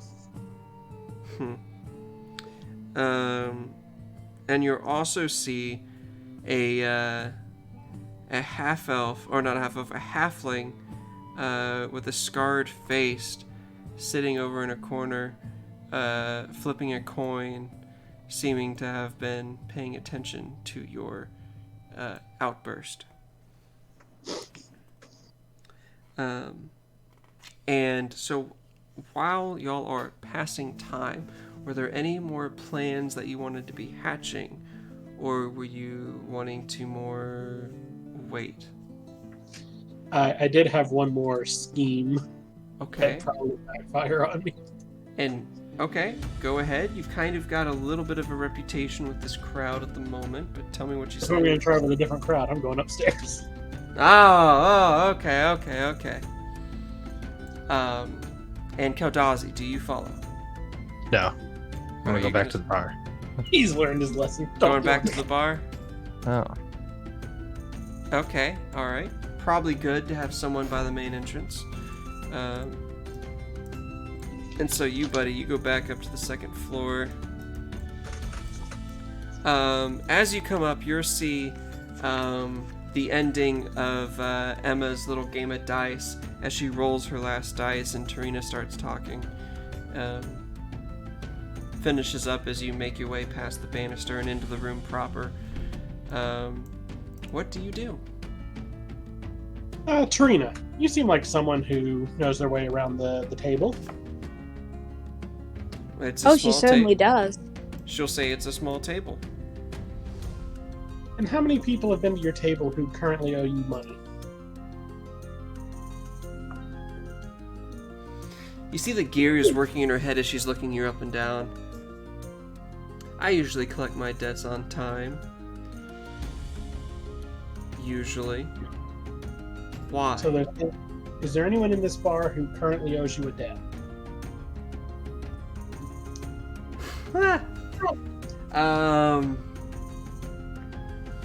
Okay, alright. Why don't we make it a roll? High or low percentage? With my luck, I'm gonna go low. You're gonna go low. Alright, below a 50% chance, there is someone, or maybe even multiple people, that owe her money.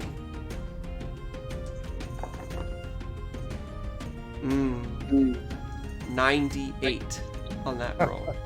Oh my god. She's gonna look at you and say, unlike Captain Zodge, I don't deal in favors.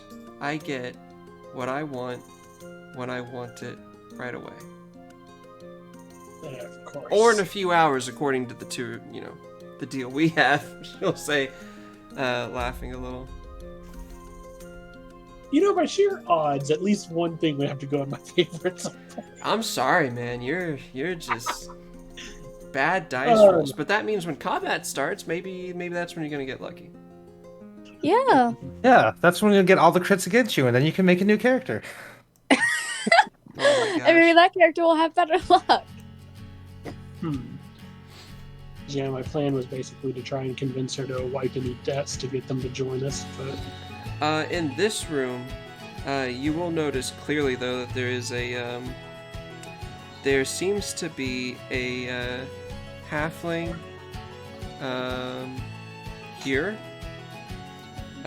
with a colorful cape, kind of dressed a little bit like an adventure,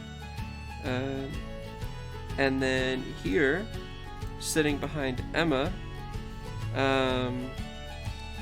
is an acolyte, a human acolyte, clearly an acolyte, because they are dressed as an astrologer, gregariously, in nice robes,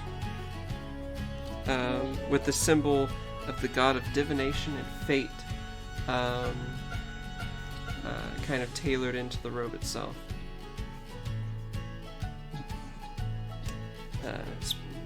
I'm letting y'all know of some of the different adventurers that are in the tavern, basically. Alright, let's... Would anyone here be interested in currying favor with the Flaming Fist? I say, holding up my badge once again. Let me see.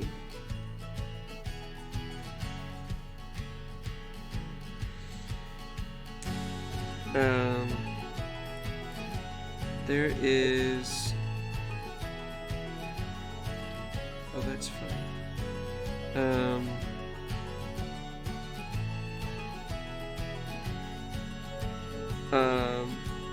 Willow, this druid-looking character that I mentioned, the halfling with the colorful cape, she'll speak up and say, "What will the Flaming Fist do for us?"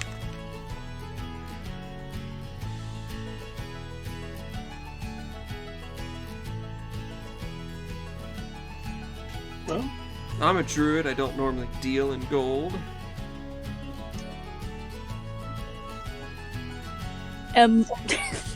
The druid who only drinks in gold.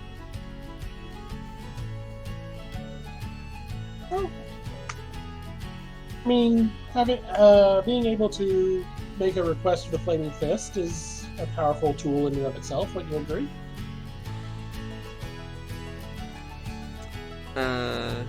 Roll persuasion.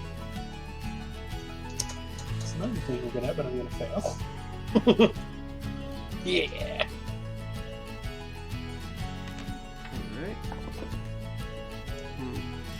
Alright. Willow will sit back down, but you will see this guy step up. A punch-drunk shipwright with no eyebrows. I'm going to say, hey, I think I could use a little bit of favor with the flaming fist. Well, in that case, all you'd have to do is help us bring down a pirate captain. By the way, can you all see the health bars above their heads or no? No. Okay, cool. That would give away some information, which I don't want. Okay, and I'm sorry, can you repeat yourself? About the... What you just said. All you would need to do to curry favor with the Flaming Fist is help us bring down a pirate captain. Well, I ain't leaving the tavern. Oh, you are in luck. He's coming to us. And then let's see here. This guy is that rat catcher dude, the half-orc. You'll have to pay me if you want me to get someone down. Oh, well, you happen to be in luck. There's actually a bounty on his head for 100 gold. Once you bring him down, all you have to do is go to the Flaming Fist headquarters and speak to Captain Zaj. Tarina will swivel from her stool, look at you with a very amused look. She doesn't say anything, but she just has a really amused look on her face. Emma looks proud at you. Just a little proud. Deception.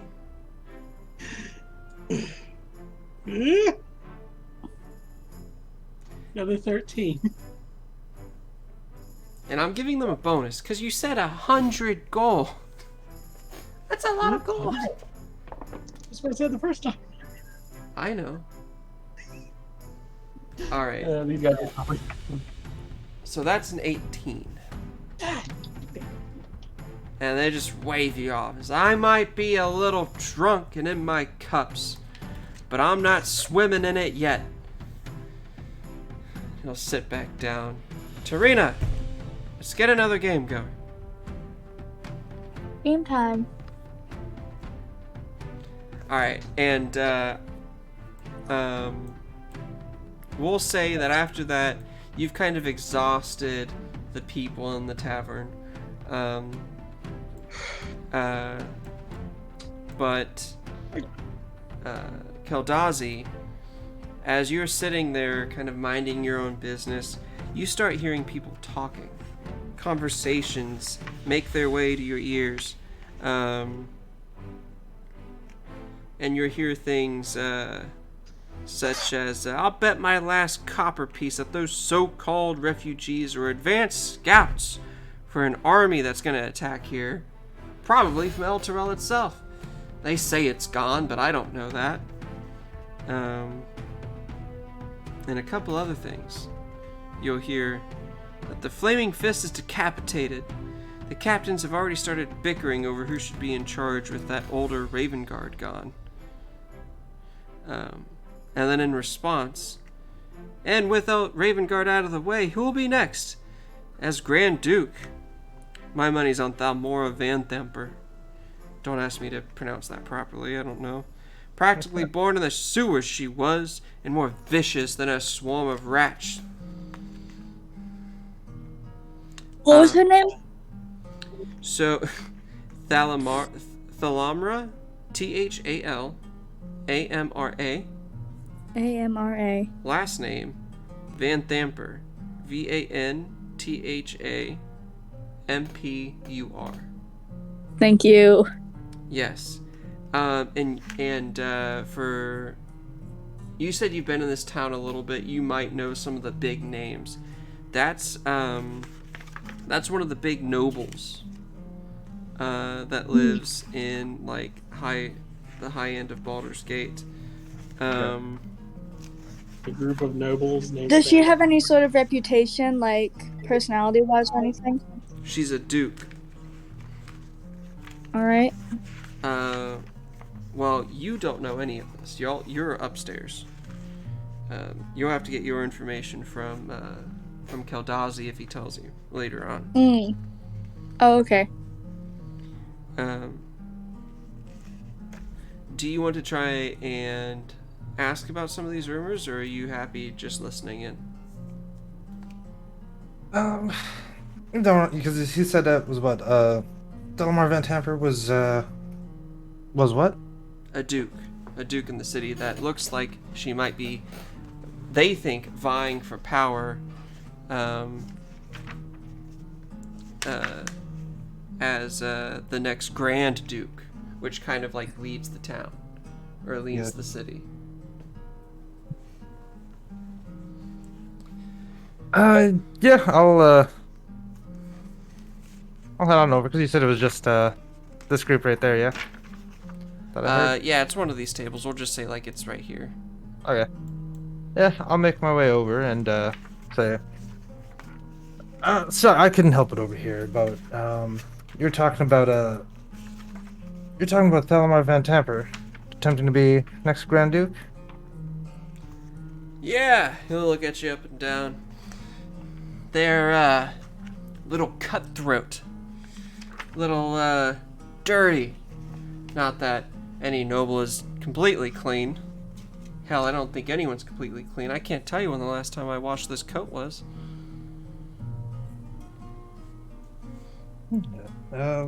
What makes you kind of think that they're trying to, or well, what's leading you to think that she's vying for more power? Because, obviously most of them generally are, but It's just how she deals with things. I heard she rose as a minister of the city's sewers. So maybe my rat comment was a little on the nose. But she now is dressed in finery as one of the dukes of Baldur's Gate. And as a duke, I mean, that's pretty high up as far as the nobles are concerned. You got nobles, then you got dukes. And then you got the Grand Duke that runs the city itself. what I've known, because you said raised by a minister, would I have known anything about who he's talking about? Possibly if you want to roll a history check. Oh, that'd be great. That's solid plus 0. 13. All right. 13. You might know that she's a widow, or she has been widowed. She has 3 boys.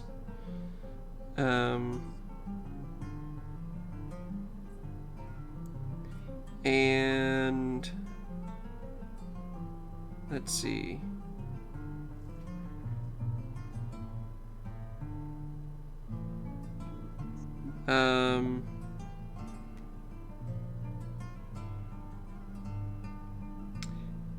And she has a flying cat known as Slobberchops.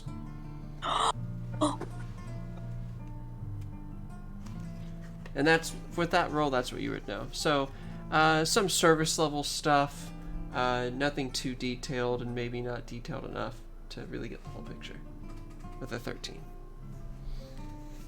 Okay. I was gonna nod and said, "Yeah, let me buy you you guys another round." And I mean, trying to keep my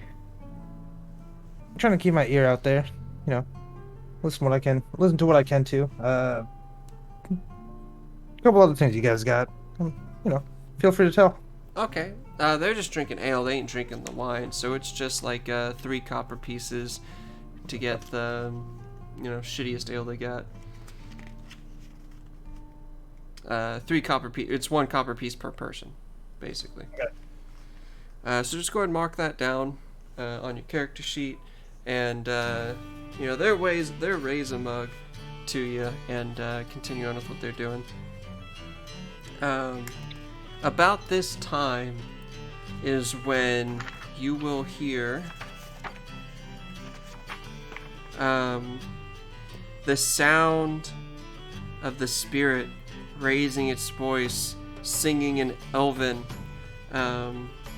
which, who all knows the Elvish language? Me I do. That's Drake. and me. That's Keldazi. Yeah. Right, okay. Drake, do you speak Elvish? I do not. Okay. So to you it just sounds like it's pretty in the same way that, like, you know, Korean sounds fancy when sung fast.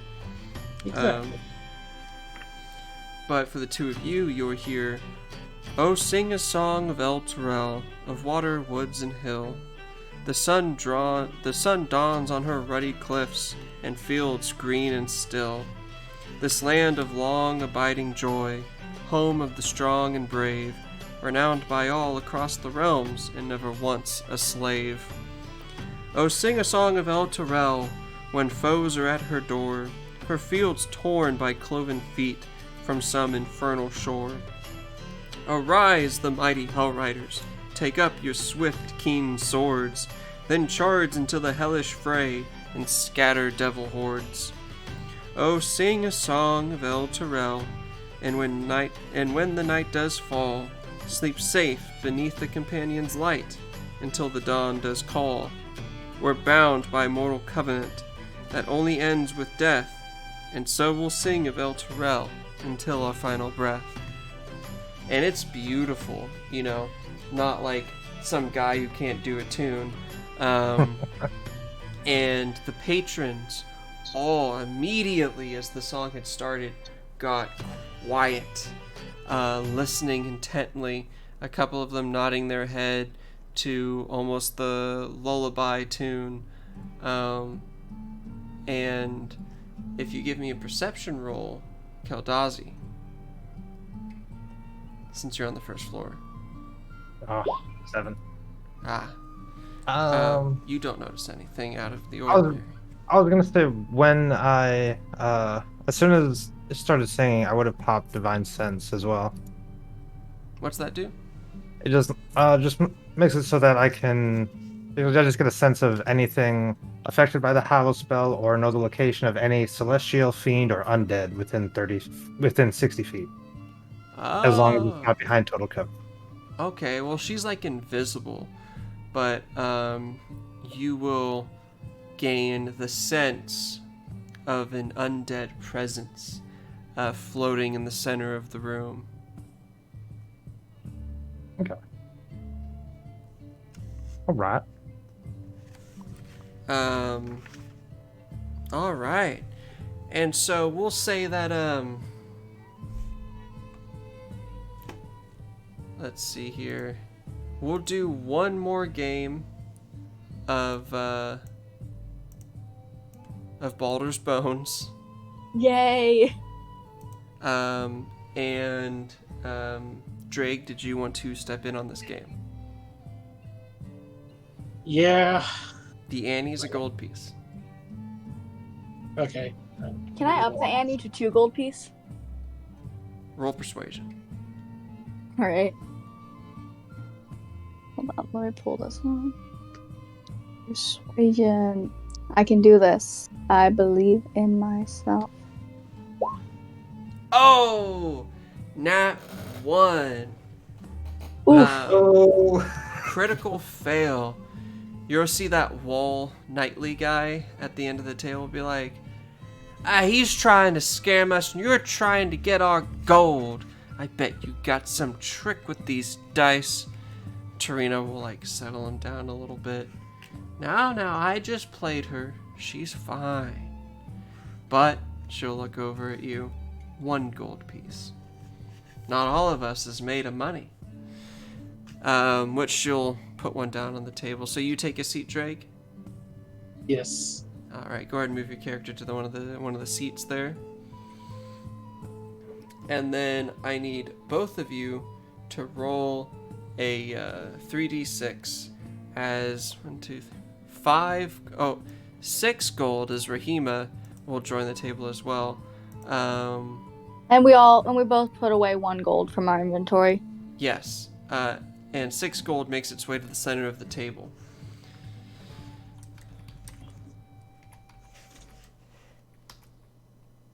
And what's the max again? The bust? It's 21. You're basically playing 21 with dice. Okay, sick. And I'm at 10 right now. All right. All good rolls, all good rolls. And Drake, you got an 11. And Emma, you're at 10. All right, starting at the top with Emma. 1d6. All right, keep track of your numbers, by the way. Because we're going to try and do this quick. Drake.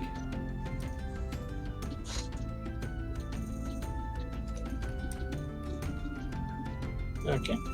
Gambling and D&D. Who would have thought? Hell yeah. So you're at a 14. All right. Yep. You're going to see Scroldar. She'll introduce herself as that. Rolls a 3. So that's a 12 for her. Rahima, that acolyte, also rolls a 3, making her a 16. She's gonna say that she's gonna stay on that for now. Wall, another 3. He's gonna start looking suspiciously around the table, as he also gets a 16. And then Tarina. A 15. And then it goes back up to Emma. You rolling? Yep.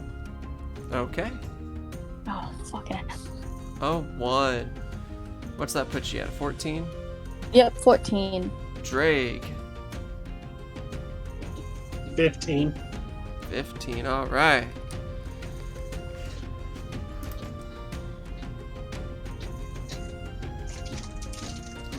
That puts them at 14. A 5.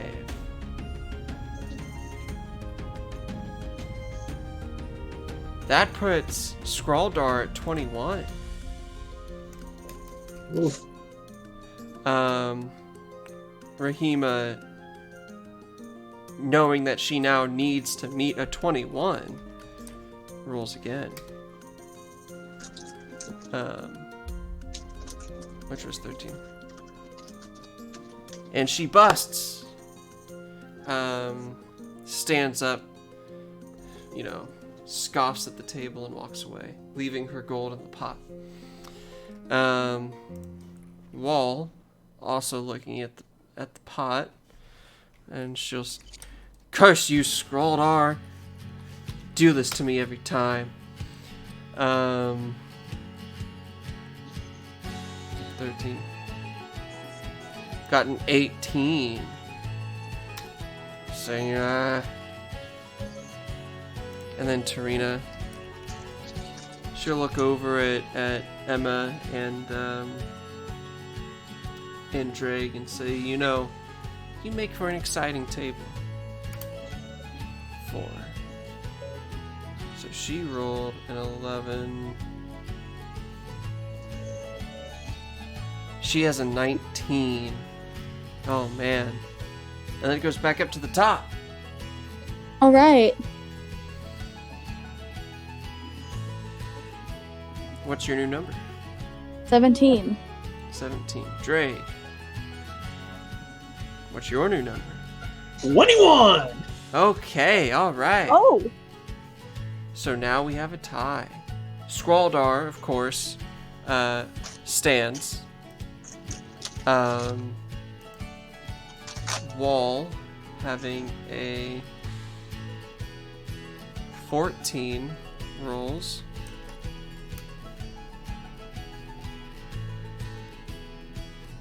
Or actually no, he had a 19, didn't he? No, that wasn't him. That was, what's her name? So that was 13, 16, 18. Ah, he busts as well. And then it's Tarina.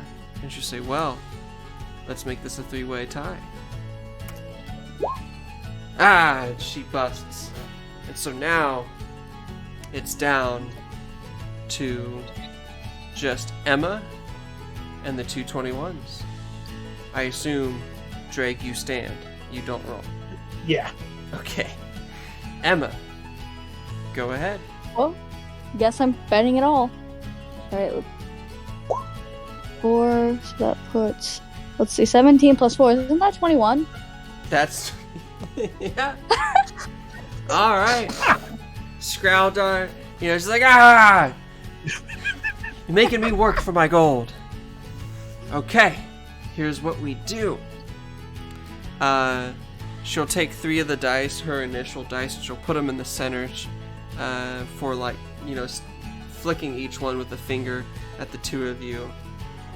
Whoever gets the highest roll on this die wins the pot. And if we re-roll if we tie. Sounds fair to me. Sounds good. Alright, everyone roll 1d6. Oh, fuck. Oh, Drake, you are now the proud owner of 6 gold. That's just clunked at the table. Add it to your character sheet. Nice. That was I really will- fun. Water up your hole. I'm gonna have to put a lot of effort into not developing a gambling addiction. It is at this time that while you're sitting at the table, Keldazi, you notice 8 motley humans saunter into the tavern. Their leader is a brawny man with a cloudy right eye, a cruel sneer, and a pirate's swagger. The others are an unsavory, rowdy bunch who act as if they own the place. And you see the captain speak up. "We're looking for an old friend of ours," says the dead-eyed man. He sniffs the air. Goes by the name Tarina. Or so I'm told. Loves to cheat at Baldur's Bones. And let me go ahead and put them in here. How many did you say? 8.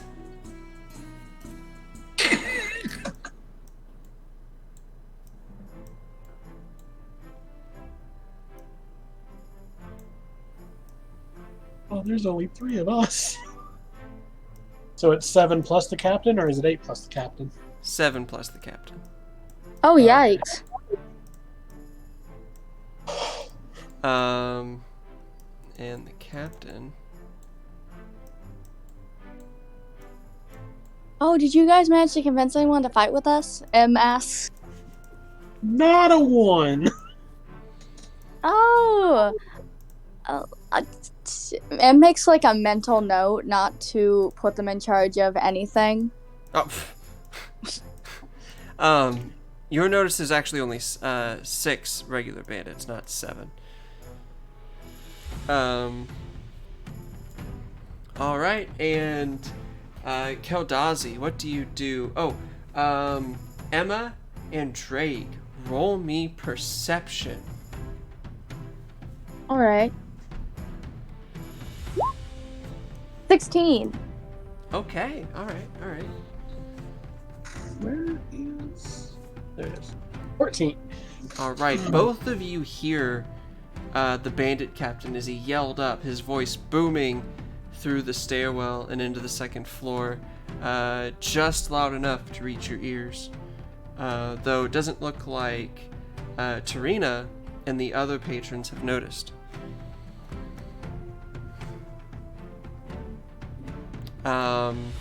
So y'all have like a couple of rounds maybe to react, do something, plan, and we're going to roll. We're going to roll initiative now, and we're rolling the turn order, but we're not starting combat yet. So in order to roll initiative, for those that are new to Roll20, click on your token first. Did we all get 20? Yeah, we did. Wow. Okay. So I'll go ahead and input it, but in the future, what you want to do, Emma, is you click on your token and then hit initiative. That way it'll add it to my little turn order. Which, okay. if you want, on the top left, you see the long bar with all the different little symbols? If you click on the clock, that'll show you people's turn orders. Alright. Which I will add Emma. Do we re-roll to see who's on top and stuff, or? Yes, I go by who has the highest dexterity. Yeah. So, Keldazi, what's your dex? +1. Drake? My dex is 14 to +2. Emma? 14 +2. Alright, what are the actual numbers on Drake and Emma? 14. 14. Oh, 14 for both. Okay, well in that case, roll me a d20. Each of you. Okay. Alright, each of us. Oh! Alright, Got Emma, you're gonna win that, and you're gonna go 1 point first in front of him. So that's 21, 20, and then Keldazi, we're gonna put you at 19. Just to make it easy. Yep. And I'm going to have the bandits all go at once, with the same initiative, just because that's easier. But I'm gonna have the bandit captain separately. Is that okay? Yeah. All right. And we're going to.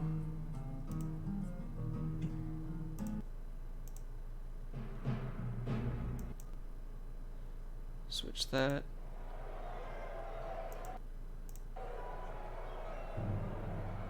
Let's see here. The bandit captain. How is the RPG sounds? Can y'all still hear Sounds good stuff? to me. Yep, sounds good to me. Cool. It's a little quiet though. I don't know if there's a way to turn it up a smidge.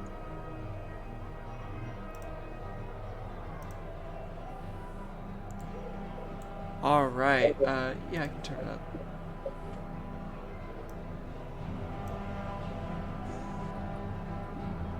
Okay, that's good. Okay, and so, starting with Emma, you are, basically, you're not in combat technically.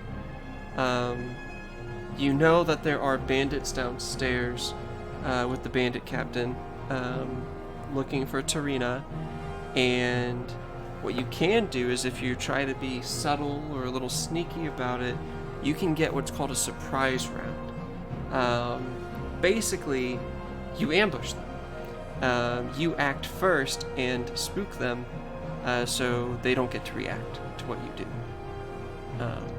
When something like that I happens, would recommend doing that. you basically get to go for free, and then we start at the top of initiative. Which means you would basically get to go twice. But you don't have to do that. You can always do something else, talk to someone, do whatever you need to do. I think the surprise round sounds good. Alright. You've got the staircase to your right here, which has like a banister going down to the first floor, which is, where they are at. So why don't you go ahead and tell me what you can do. For reference, on your character sheet, you played D&D before, right? Yeah. Oh, okay, so I don't have to... Yeah, you're good. Alrighty. So, I'd like to sneak down there, and is it possible for me to flavor the ice knife spell to have it be me chucking my wine glass at them, and then the shattering being the wine glass. Okay, so we'll say that part of your spell is that you coat the glass itself as like a sharp, jagged piece of ice, and so when you throw it, it will shatter with the ice knife. All right, cool. I believe that. No. Okay. So we'll say that you go down. You are like here on. If you scroll over to the left, Yeah. at the top of the stairs, you see them.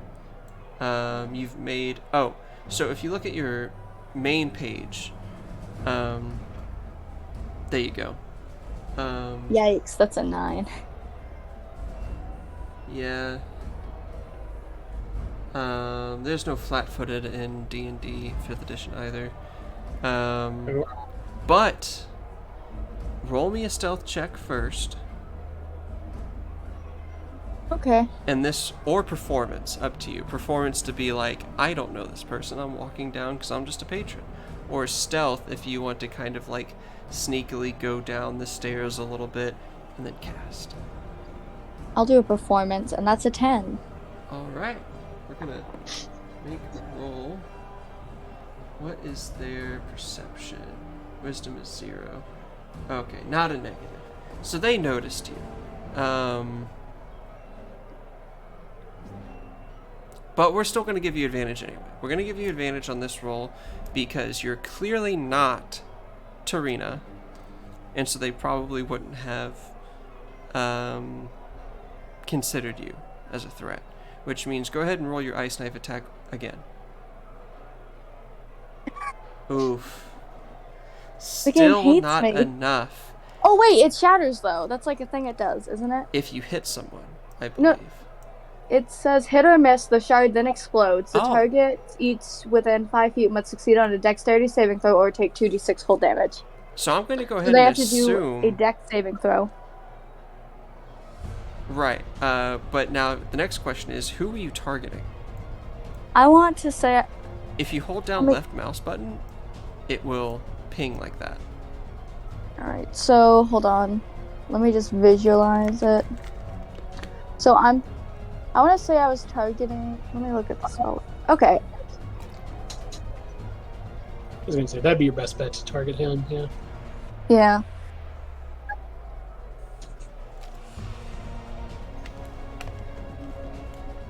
Who are you targeting? I'm sorry. Here. Okay. And so I'm going to roll a variation. And the DC is 12. Right. Or a variance. I'm going to roll where the knife actually landed within 5 feet of that spot. Since you missed. Because I think that's fun. So I'm going to roll a D4. 1 north, 2 east, southwest. And I got a 4. So it's going to land here. So we're going to hope that Clink makes this. Because you don't want to hurt Clink. But the bandits themselves, they're going to go ahead and they're going to try and make their rolls. That's going to be 1, 2, 3, 4 bandits. On a dexterity saving throw, they get a +1.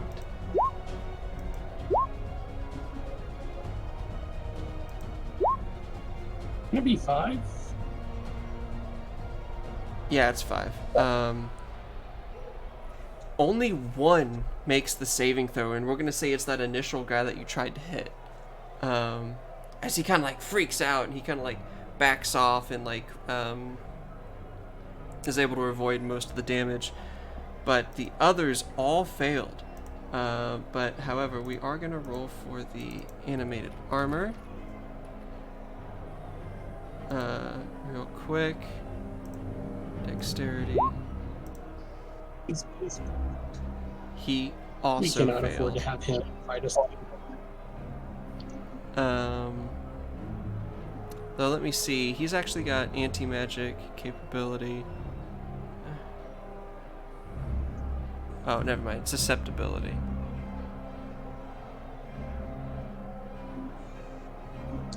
Oh, Yeah. I am Okay. praying to God in this because So, well, he cannot failed the save too. Oh shit! So we're gonna add Clank to the initiative order. Fuck. Apologize. Dude, I'm so sorry. Please move. You I'm hear sorry. Alan be like, "Ooh, shouldn't have done that."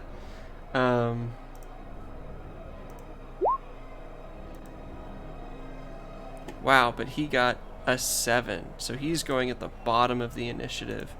But here's the thing: you initiated a surprise round, so you get to go again. Oh yeah. Oh, don't I need to roll the damage for the people it hit? Oh, that would probably Yeah. help. Yeah, do that. Yeah. 12 damage Wow, each. Max damage. Let's go. Hell yeah. Oh, wow. Yeah. 12 damage. She's girl bossing. She's. Well, here's.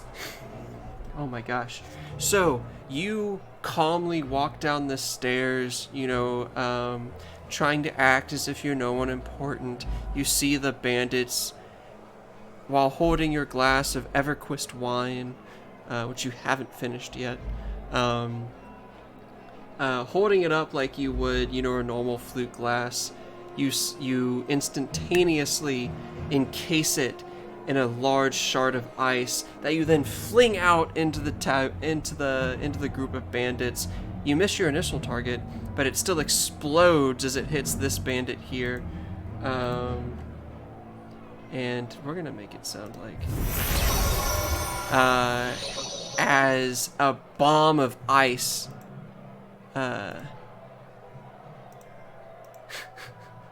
kills all of these bandits Oh damn. that have 11 hit points each. That's mid. That's crazy. That's actually crazy. Let me go ahead and read.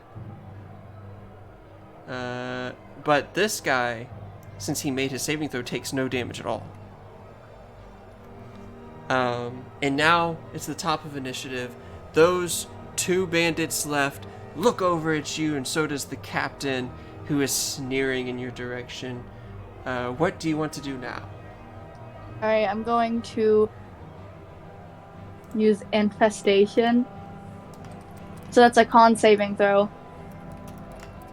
And they get surrounded by these just disgusting, terrifying creatures that, like, I'm gonna say that they rise from the floorboards for, like, dramatic effect. And that's a range of 30 feet, so I think that should be able to hit all of them if Not quite. So, No, wait, it's a 5 feet. Or, wait, let me Yeah. check. you choose a target. It's one target. Yeah, you choose one target, and that target Oh. moves 5 feet. One target. Oh, randomly. okay, I got you. I'll go Yeah. for, let's see, the guy I was aiming for originally, just because I think I would need to take him out. Okay. He really hates this guy in particular. And I'm just gonna remove these guys from the board to make it a little less cluttered. All the guys she got in the neck with ice. Yeah. Oh man, what a great start. Let me tell you. That actually makes this slightly more. This, like, 4'10" woman just took out 3 men. Yeah. 4. All right. So he saved, and with the save, I don't think anything happens. Nope. Right. So the mites do come out, and they surround him for a moment, but they can't seem to find purchase, or at the very least, their bites are ineffectual to him. He's a pirate. He's used to itching sensations. Yeah, he hasn't showered in like a month. If anything, they joined the mites that were already on him. I was about to say, he didn't even notice you cast a spell. He just... Yeah. Yeah, I just added more. I just added a little more, yeah. Rounded out the number to an even gross.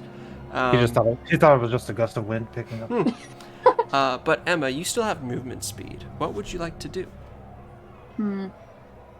Huh. I think I'd like to move a little closer in, so. Exciting choice. All right. You have 30 feet of movement. Each square is 5 feet. Go ahead. Okay. I'll move in. How about here?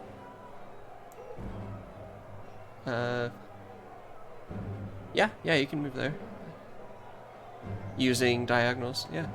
So you want to get in this bandit captain's face. Yeah. Okay.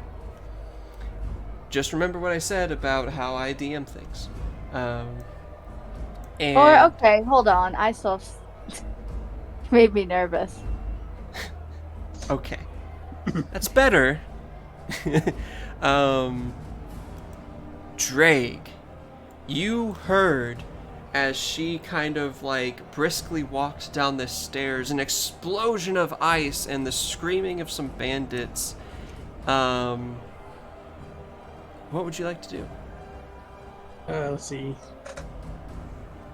I think I have enough movement space to go 5, 10, 15, 20, 25, 30. I think that puts me here. That'll put you like at the top again, I think. That's fine. Can I see the captain? Yes. All right. First things first, I'm going to cast Hex. Ooh, As a bonus right. We action. have a warlock. That's not damage. I just meant anyway. So I cast Hex What's that? for my bonus action. Basically, for every hit, I get to roll an extra d6 and do extra damage to him. Oh, And since it's because that one's just the hex spell that you can learn, Yes. you can also make them have disadvantage on any. I think it's just a check, any ability check, specific Check, one. not saves. I'll go with strength on the off chance that you want to do any melee, like grappling stuff. And then for my main action, I will Eldritch Blast. Does a 14 hit?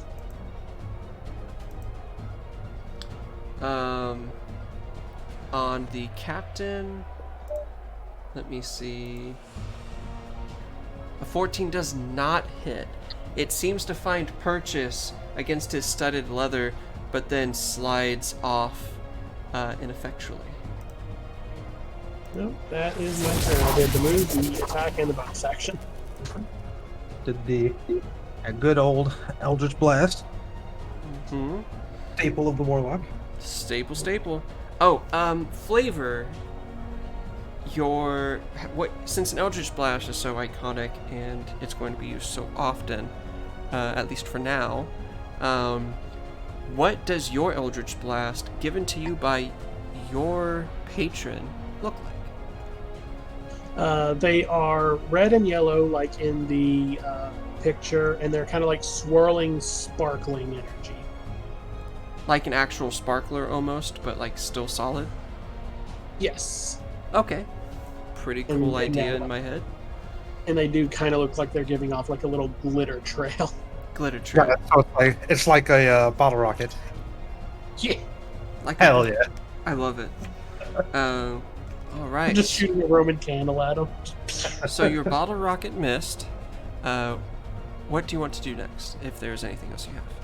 That was my full 30, my bonus, and my regular, so I'm spent. All right.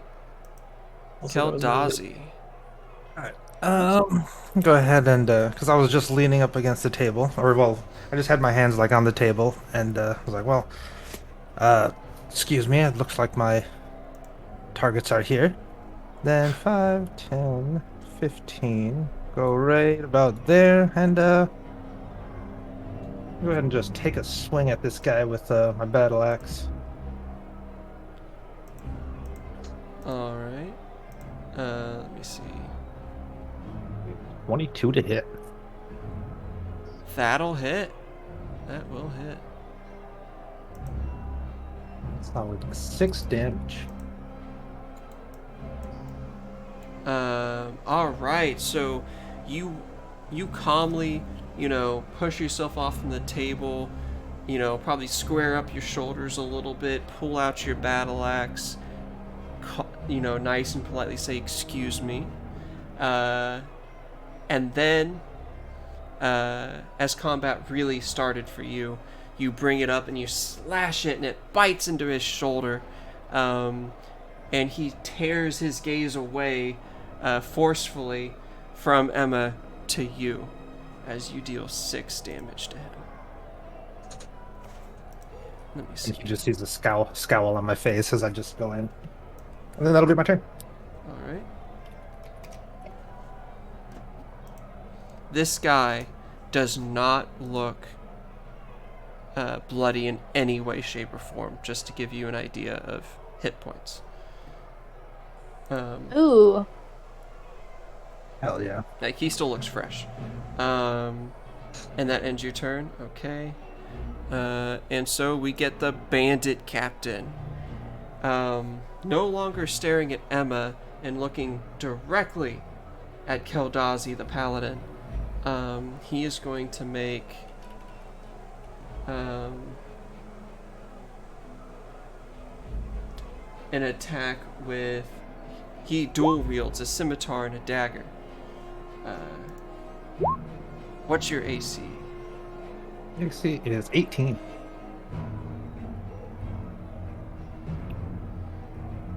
Okay, well, this guy is very seasoned. You say, "Oh, you want to trade blows," and he slashes his scimitar. What kind of armor are you wearing? Chainmail. Chainmail. And it slides off your chainmail, but then gains purchase on your neck. How many hit points do you have? Solid 11.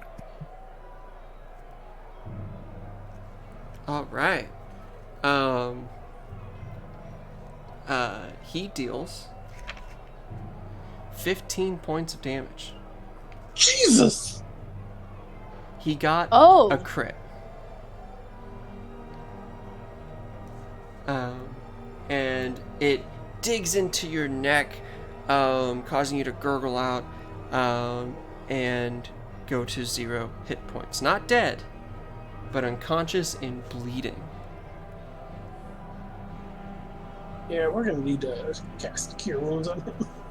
I ran out of spell slots. Ooh. Because I cured that guy earlier for the money.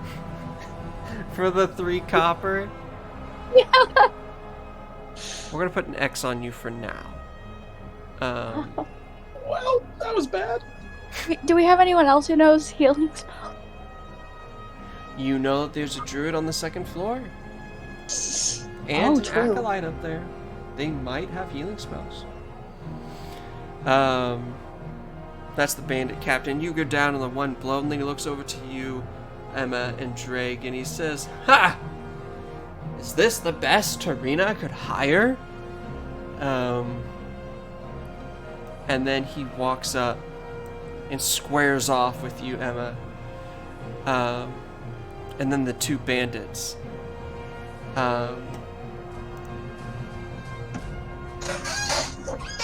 The bandits are going to... they have light crossbows. And so they're going to fire their 2 bolts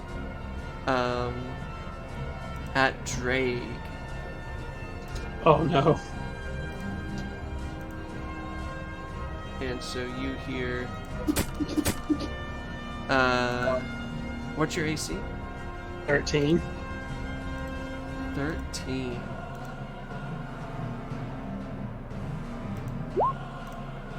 Wow, they both missed though, hitting the wall behind you.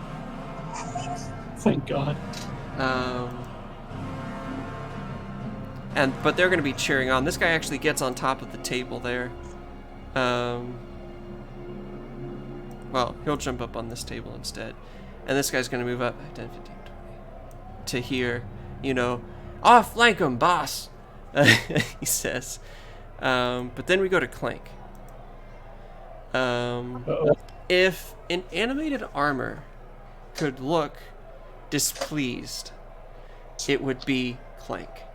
And as his namesake, you can hear the armor uh, jostle with the different metal plates as each step rattles through the floor and through the tavern itself.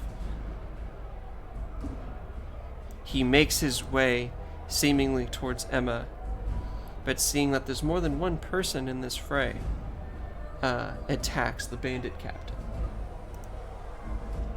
Let me see here. As you see his fists slam down on the bandit captain. Oh, okay, with his own crit. Dealing 15 points of damage to this bandit captain. Oh, thank God. Well, But the bandit captain is still up. Does he look bloodied at all? A little. He looks a little more worse for wear as the spikes on this armor not only, do bludgeoning, but pierce through his skin, ripping out, making wounds. And after that, we have Emma, who for some reason it gave a 41 to. So that's interesting. I guess it doubled your initiative.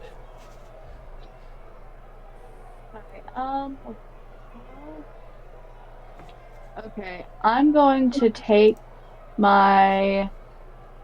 Okay, I'm going to attempt again to use Infestation, so that is a Constitution saving throw.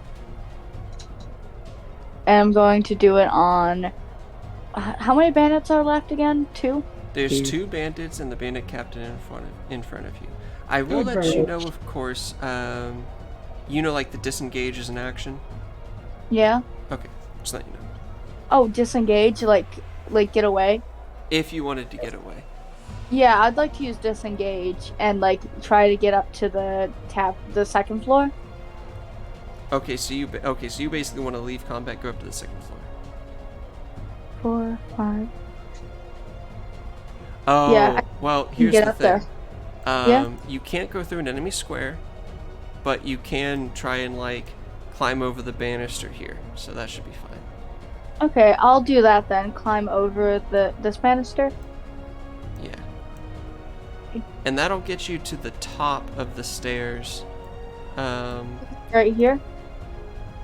Well, it'll actually get you right here, so almost to the top of the stairs. Your head is peeking out,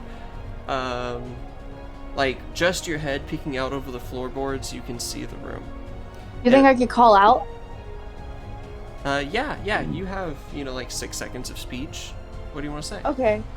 Let me get this in my head. Money for healing downstairs. Please help. I love it.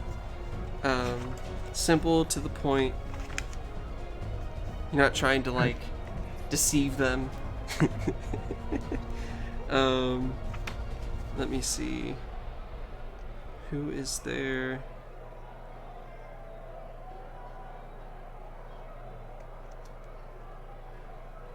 Do I need to roll anything, or? Yeah, why don't you go ahead and give me persuasion? Alright, that's what I figured. Persuasion. What did I get? 21! Alright.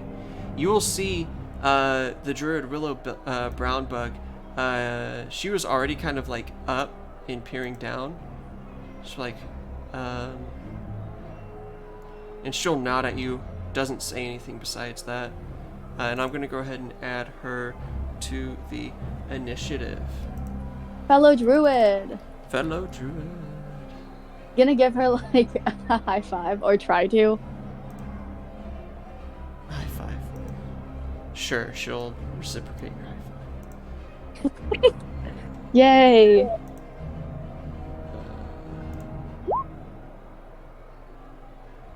An 8, so she'll go above Clank. Okay. But that's pretty much everything you can do. And so after that, we will go up to Drake at the top of the stairs.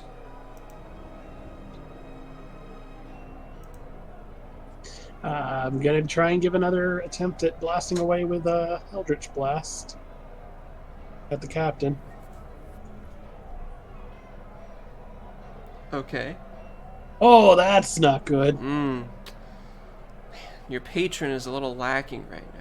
If you do a prank, maybe she'll be more Oh, forthcoming. he's having a good laugh at me right now. True. Fair. He's trolling you.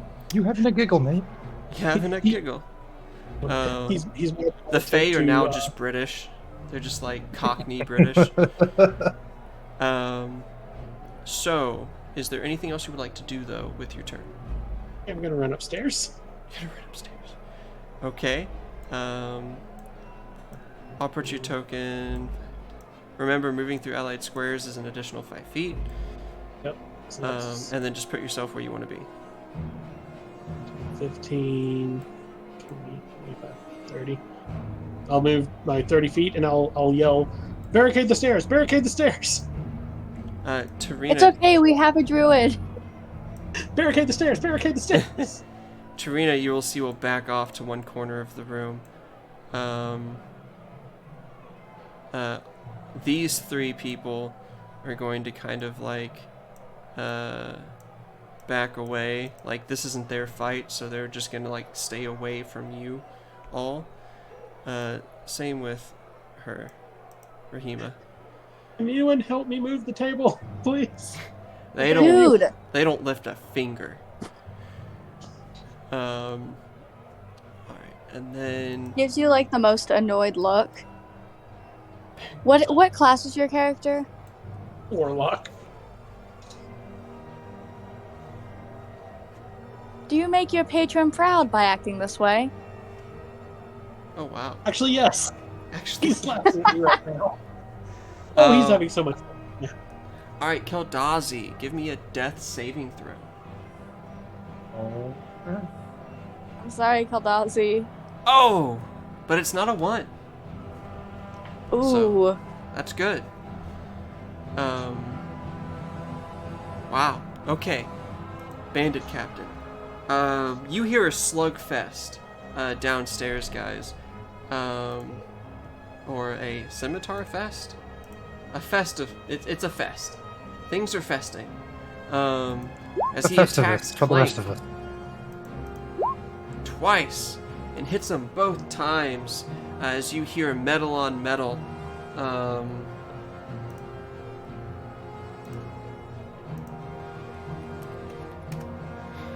Oh wow. And I say, take that. Let's see. And then we get to the 2 bandits. This one you hear a yell like, "I'll help you!" But the other one climbs up the stairs using his movement. Though blocked by Emma, we're gonna put him here, but he's like 5 feet underneath you on the stairs. And he's going to pull out his scimitar. He's gonna try and slice at you. What is your AC? Me? Yes. What was it? 13. 13? Alright. It will miss as you deftly slap it out of the way. Does he get to attack twice? No, he doesn't. Of course not. That's the bandit captain. Willow will go next. Yeah, I'd hope not. Especially that'd be I do have a quick ridiculous question. for a little one. What's up? So you said that they attacked Clank, right? Yeah. Would that mean that the other doorkeep would now have to come in since employee of the bar was attacked? Well, the door's closed, but why don't you go ahead? You know what? For that, I'll roll perception. And we'll make it a DC 14. 14's a decent number. Everyone loves 14. 14 is a number. That is correct. I like 15 more. I like 15 more. Okay. Well, it failed. So, unfortunately, not. At least not that you can tell. But the druid walks up behind you, Emma. And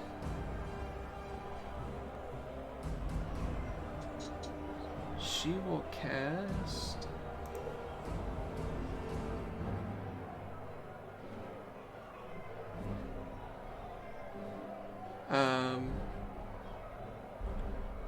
produce flame. Oh, yeah. Oh my god. Oh, but got a nat one. Oof. And so the fire flies out, but thankfully doesn't catch fire to the wall behind it. Instead, just puffering out in a cloud of smoke.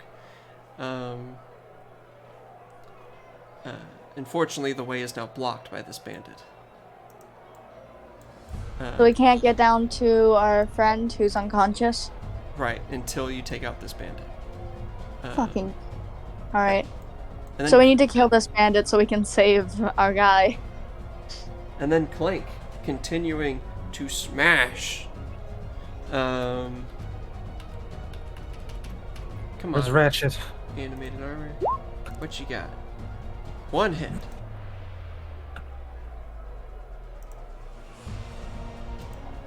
Does a one hit? He got one hit. Oh. And you hear, like, oh, God, fuck, from the captain, as more blows seem to be landing, in this brawl that y'all kind of ran away from. Let's see. And then after that, we go to Emma. You have a bandit in front of you. Alright. I'm going to try infestation on him. Okay. Con saving throw.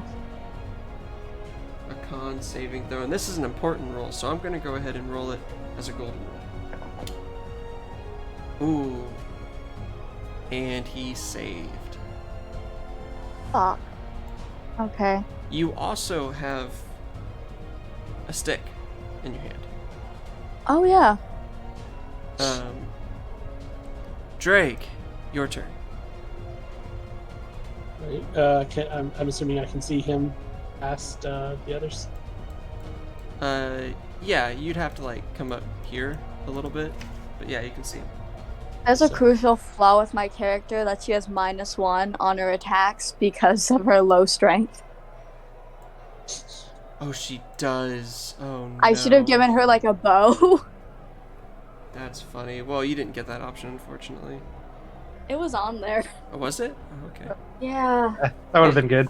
Anyway, Drake, Eldritch Blast. Wow, Drake, you are having the worst luck tonight. Yep, the worst. All right, so that was Oh 10 my. damage over here. Drake, why don't you go ahead and, let me see here. Real quick, just I'm going to use the rest of my 20 movement to run over here, just yelling, "You foppish, elvish little bastard! Stop Hold up. screwing with me right now!" Before you do that, I would like you Oh no. to roll me a persuasion check A persuasion check? as you start cursing, about your patron. Oh, okay. Good old Nat 1. Let's go. Wow. Continue with what you were going to do. I'm just swearing at the archfey bastard in my head. I know you're finding this really funny, but right now is not a good time. Damn. Wow. Okay. You'll see, this patron right here, before you make your roll, will get down and slyly pour a potion down your throat. Wait, But- someone's pouring. What? And you gain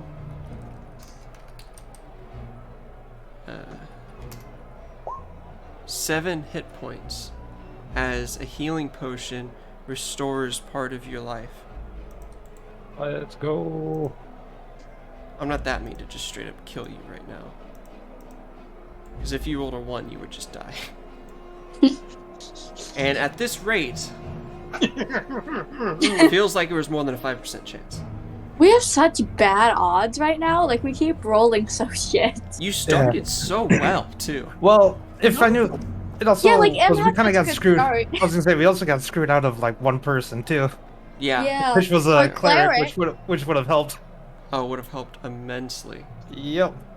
Yeah, because when I made my druid, I thought that we had a cleric.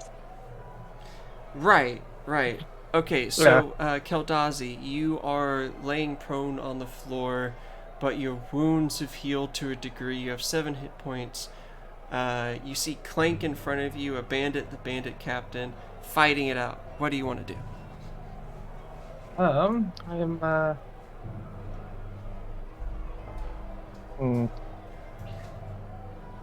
gonna stand up, and then at least for now, I'll just go ahead and just take the dodge action.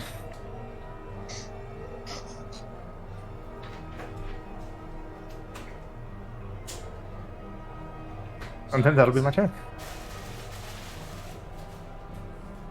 The dodge action, huh? Mm-hmm. Alright. Probably a fair move.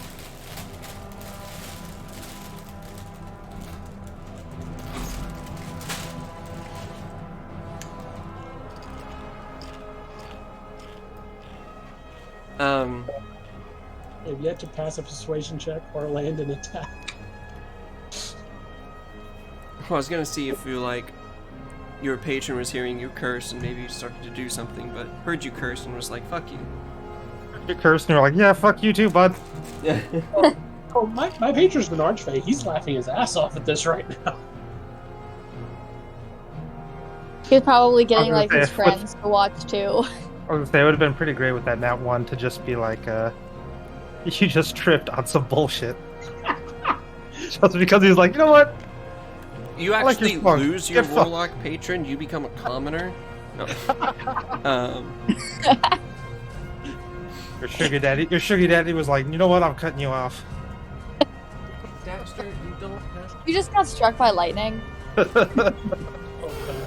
Yeah, to be fair, this is totally in character with everything I came up with for my patron. Like, he is just full of, like, just trolling me. Alright, so the bandit captain, he's gonna keep wailing, but he'll look over at you, at you, Keldazi, and say, you want seconds, huh? Well, now you're gonna have to wait in line. As he wails on this guy. Oh, he misses once, but with the dagger, stabs it into the armor, for 4 damage.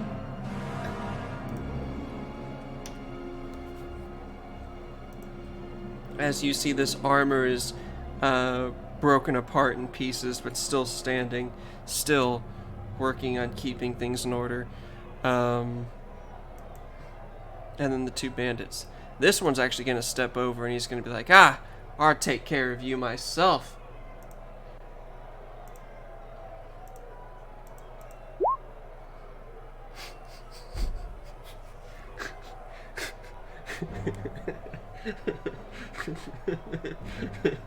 Okay.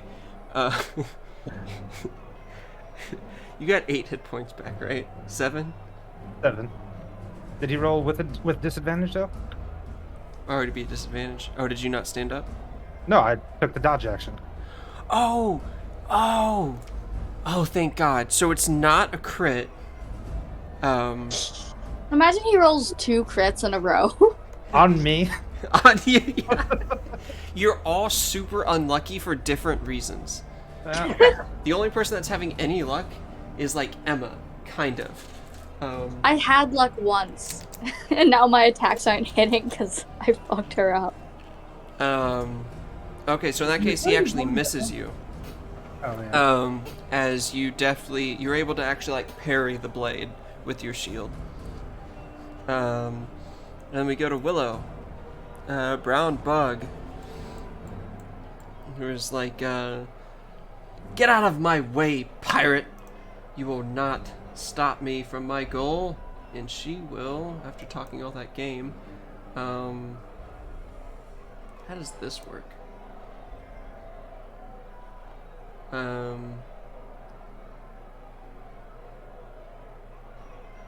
She will like yank you, Emma, behind her.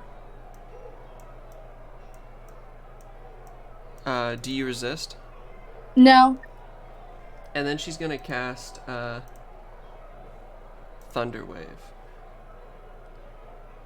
Oh yeah. Which is DC 12 con.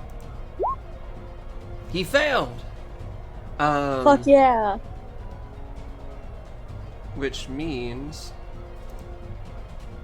oh wow. Okay. We're gonna add this golden roll. So that is 6 points of damage to this guy. And he's pushed 10 feet down. So he goes tumbling down the stairs as a loud crack of thunder and force makes Which its can way be heard through. about 300 feet away.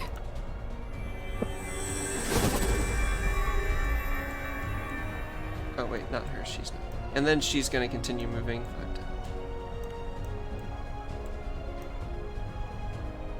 Like down here.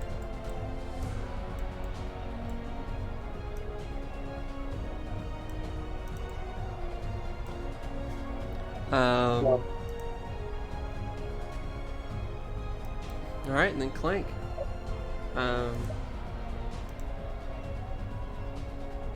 Clank's gonna do 2 slam attacks.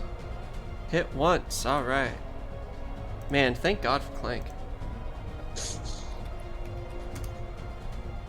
Shout out to accidentally getting help. Yeah. Accidentally getting more help was more effective than actually trying to get help. Yeah. Accidentally hitting somebody works better than persuading people. That is funny. Alright, Emma, it's now your turn. It keeps doubling your number. You now have an 81 initiative. Let's go. Emma always goes first, no matter what. That's what I'm learning from this. Okay, we're gonna try infestation again. If this doesn't work, I'm getting rid of this cantrip after this fight. It does kind of suck because instead of attacking him, which is in your Yeah. ballpark, it's a saving throw, which is his ballpark. Okay, yeah. Also, I'm definitely gonna sell my 2 weapons to buy a light crossbow later, but for now, You're gonna Saving go down the throw. stairs a little bit behind behind Willow. Infestation's usually a lot better against like more squishy targets. Alright, and so who are you doing it to? This bandit that's injured? yeah, the injured bandit infestation. He failed. Okay, Hey, finally. Okay, you did it, champ. I did it. It's gonna give 1 damage. Oh, And he can move yep. I He's roll a forced- 1d4 to determine where he moves. Down the stairs. over the banister. Okay, 1d. Oh, forgot the slash.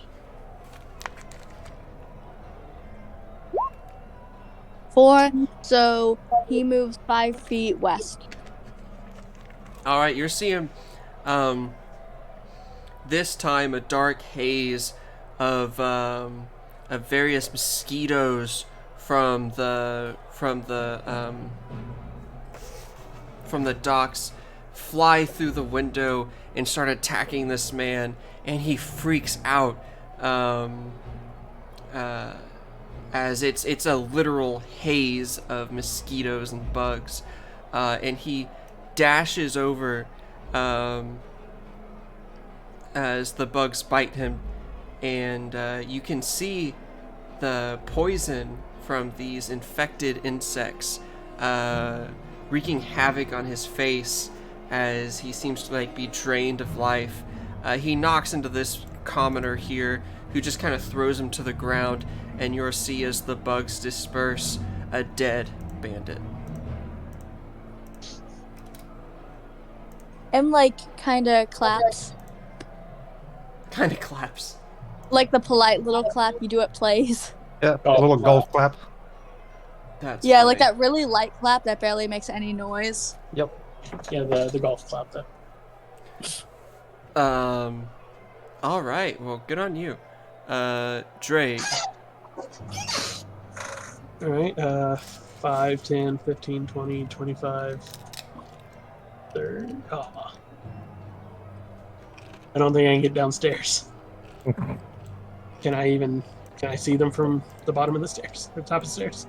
No. No. All right, in that case, I'll try something different. Can I try to drag this table up to a barricade over here? Sure. 15. To do it as quickly as you need to with the stuff on it, it's a large table. Give me an athletics check. Athletics. Yeah, let's go. Get that nat 20. There you go.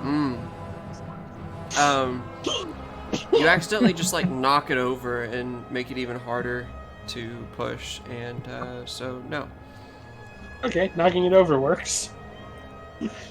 Yeah. I mean, ale spills on the ground and you can't get any friction with your feet. Turns out, so you put it on its back, and you try dragging it with one of the legs, but then you look down and you realize you're standing on the inside of the table. Okay, well, yeah, I'll use that as a shield, and I'll just ready an action to where if a bandit or the bandit captain comes upstairs, I will blast with Eldritch Blast. Okay. Eldritch Blast. Keldazi. Oh. Let's see.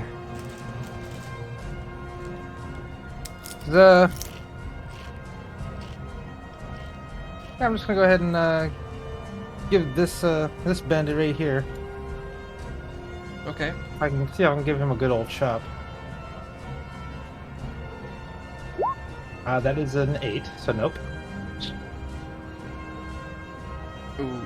Okay. And is that everything? Yep. All right.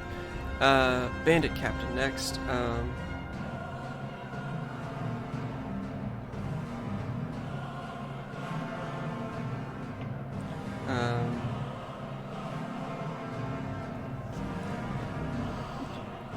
Let's see. So bandit captain, 2 attacks.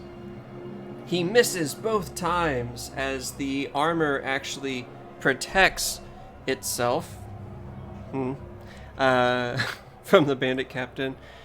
And we go to the bandit, the last remaining bandit, striking out at you, Keldazi. Not the bandit captain. Don't want that. Here you go. A 19 to hit. Yep. As his scimitar curves around your shield and slashes at your side, you take 6 points of damage. Alright.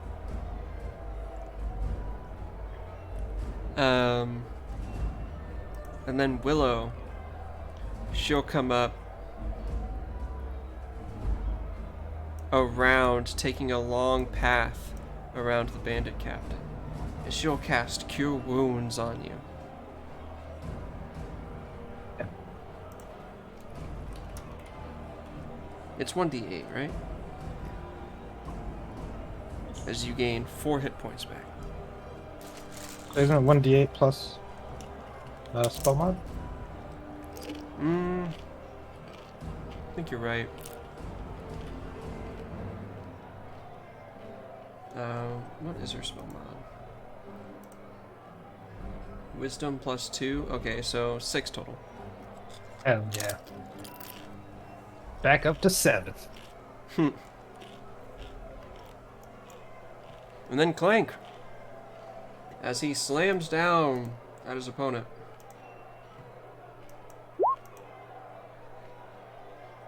Missing both times as the captain dodges the blows. Emma, Yes. what you doing? All right. Let's see. So, which enemy is closest to me right now? Currently the bandit captain. Alright. Are there any other bandits within reach of me? Within 5 feet of you, no. 30 feet. Yeah, the captain. Alright. Alright, I'll try using infestation on the captain, see if it'll hit this time. That'd be great. Oh, Wouldn't it? I mean, like, that would be cool, because he'd move around. So, con. 16. Fuck. Sorry. Rest in rip. Drake. Yep. I mean, they're still at the top of the stairs, so I can't really get around, so. Well, it's just her. To like jump the banister to get over here, so. I mean, you can move through her square. I just meant like the 30 squares only gets me to the stairs. So. Oh. You can dash if you want. Sure, I'll dash. Not doing anything anyway if you don't. Yeah. I'll just like pop over here. Okay, alright. And then we'll go down to Keldazi. You are in the thick of it this whole time, and nothing seems to be able to keep you on the ground. What are you doing? Go ahead and...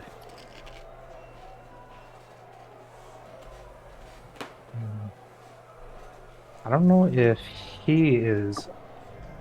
I don't know if he's mad at me or not. He doesn't seem to have registered you as, Alright, like, a threat. Yeah, why not? Let's try and go for another swing at this boy. This bandit. There we go. 24 to hit. Oh, alright, give me some damage. The axe damage, let's go, 11. Wow. So, this completely uninjured, healthy bandit that was able to avoid all of everything that's been thrown at him,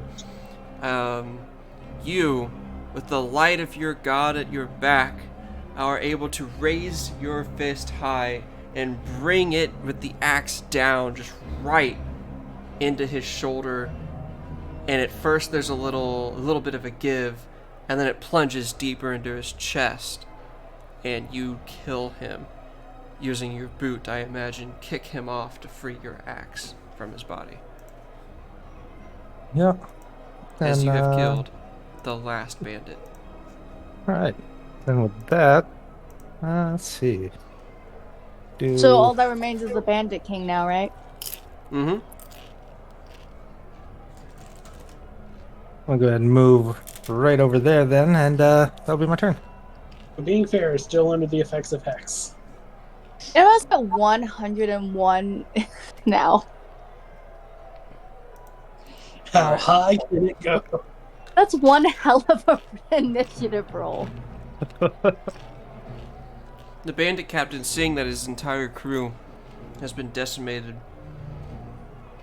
gets a rage in his one eye. He looks at, "That's fine. I will just kill you all myself." And he swings twice at Clank. And you see that this thing is almost ripped apart completely barely hanging on by its magical threads, but still forever bound to its duty. Let's see. And he doesn't move. Willow. She'll look over at Emma and say, I healed him.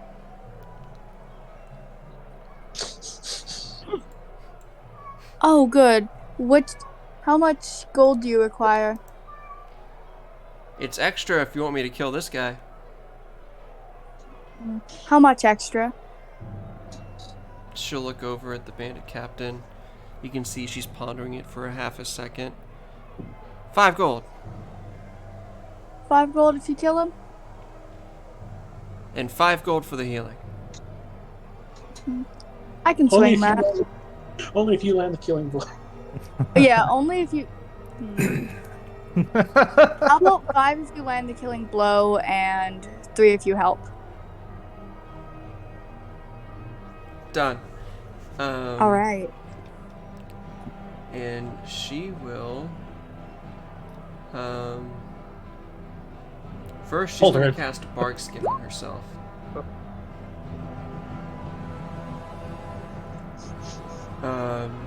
To up her AC.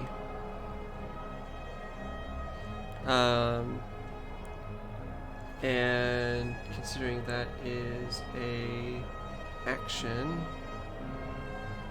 yeah, that'll be her turn. Clank,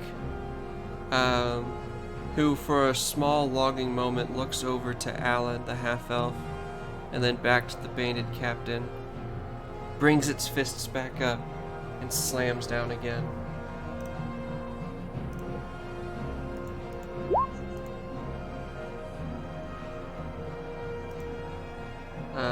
Let's see. Hits both times, alright.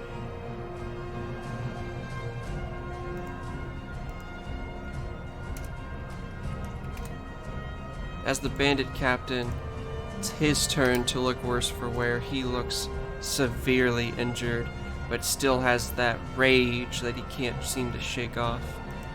Emma. Yeah? Your turn? Oh, that's what you meant. Okay. I'm going to... How far from me is the captain now? Same distance. Alright, where is... He's this one, right? You have to hold it down, but yeah. Oh, hold it down. That one? Yep. Alright. I'm going to walk up to him. And I'm going to attempt to whack him with my quarterstaff. Alright. Give me a 15. That was a nat 1. Alright. So you bring your staff up and over your head, kind of like you would almost like a spear, so you could hit him with the end of it, and you just give out way too much force, and you have too loose a grip, and your staff goes flying behind the bandit captain and lands somewhere over here. Alright. Good thing I accidentally put 2 in my inventory somehow. That's funny. And then, is there anything else you would like to do? I don't think I can do anything else, so I'll end it there. Drake, your companion has courageously moved up to smack the bandit captain, but seemingly was targeting someone else because her staff went flying across the room at these other people.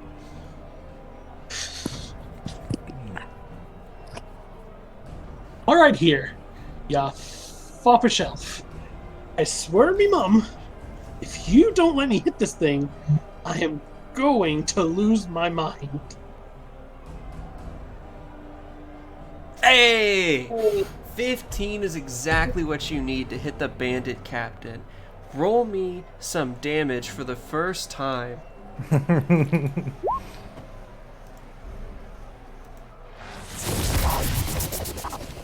Wait.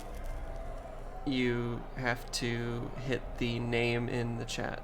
Eldritch Blast. To get damage. Oh yeah, that's right. There we go. Okay, so 5 damage. 5 damage. All right.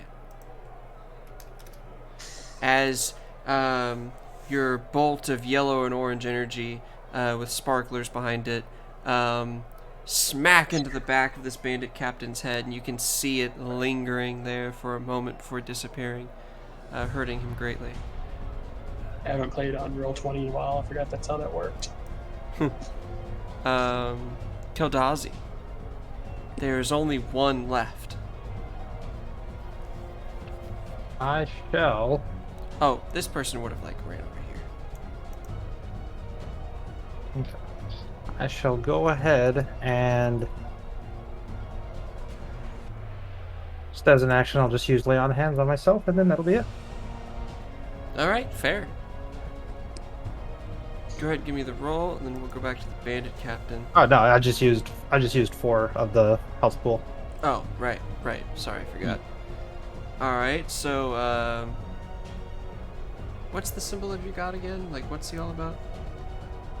It's what's on my shield. The hammer that's engulfed in fire. What's the name of your god? My god is Tritherion. He is a chaotic god of good that is of liberty and retribution. Ah, so he's a libertarian. Hell yeah. Huh. Okay. Yeah, you'll see golden energy, pulse from your hand and over your wounds, healing you. The bandit captain looks, he's flanked on either side. And then with Clank, he is going to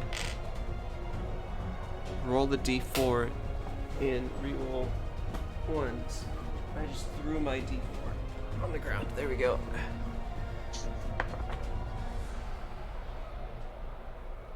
Most dangerous dice to throw. Alright, he attacks Clank one last time.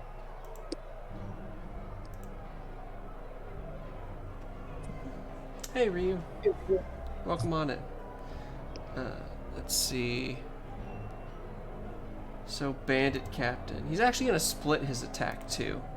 So, he's going to hit Clank once, and then Emma once. Oh, lovely.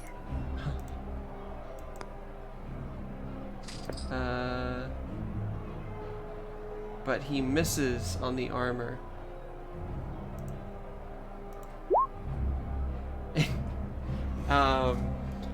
And as he misses, he uses that momentum to keep swinging around in a circle, and with his other hand, dagger, punches it into your chest, Emma, dealing 7 points of damage.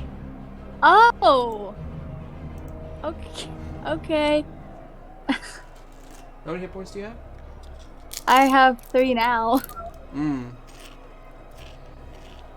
He rolled a nat 20. Are you... He's rolled that's... I've rolled 3 for these guys. This. What the fuck? Yeah. The DM's having like a luck streak and we're having the worst luck of our lives.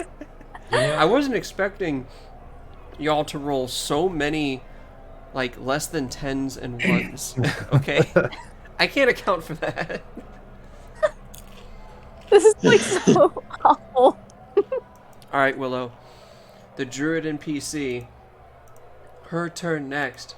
She's like, killing blow, huh? Okay, I can do that. We're getting carried by NPCs. A little bit. I mean, if I knew that we were going to be down to the cleric, I would have been like, all right, drunk monk it is. And stopped it last second, because that would have been a lot better. She took a note from you, Emma, and tried striking him with her shillelagh, but she also missed. Unfortunately. So she took a second note from me, Hell yeah. which is missing. She's just like, you know what? Copy, paste. And let's see. Alright, so now it's Clank's turn as he redeems himself. Aha! He actually does hit. Once. But doesn't kill this bandit captain. He is standing barely willing to kill one of you. Emma. Hoping, I should say.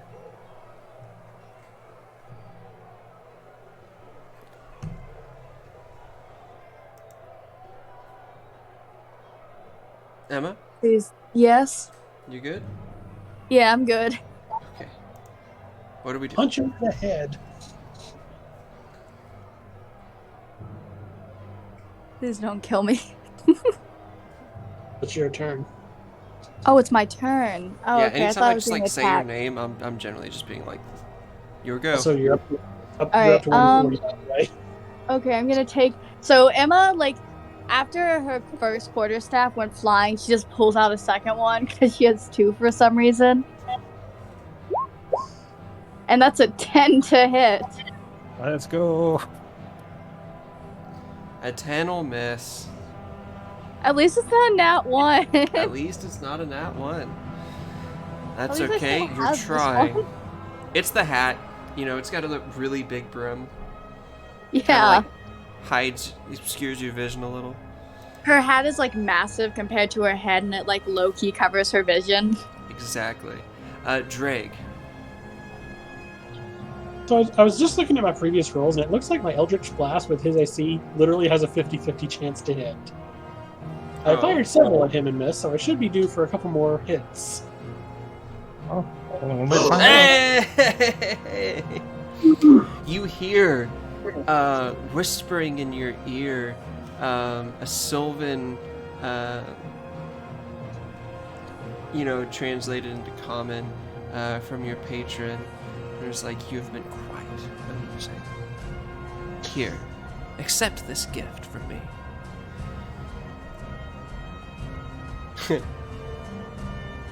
Ooh! Alright. And so, your Eldritch Blast, your big, giant sparkler, comes out, flying from your hands. This one twice as large as before. And as its orange-yellow light bursts on the back of this bandit captain's chest, you will see it engulf him in one large flame. And from top to bottom, the flame extinguishes itself in a flash of sparkling light, leaving nothing behind but the items, clothing, and armor that were left on the captain. As the captain is completely gone and dead. Oh, thank God.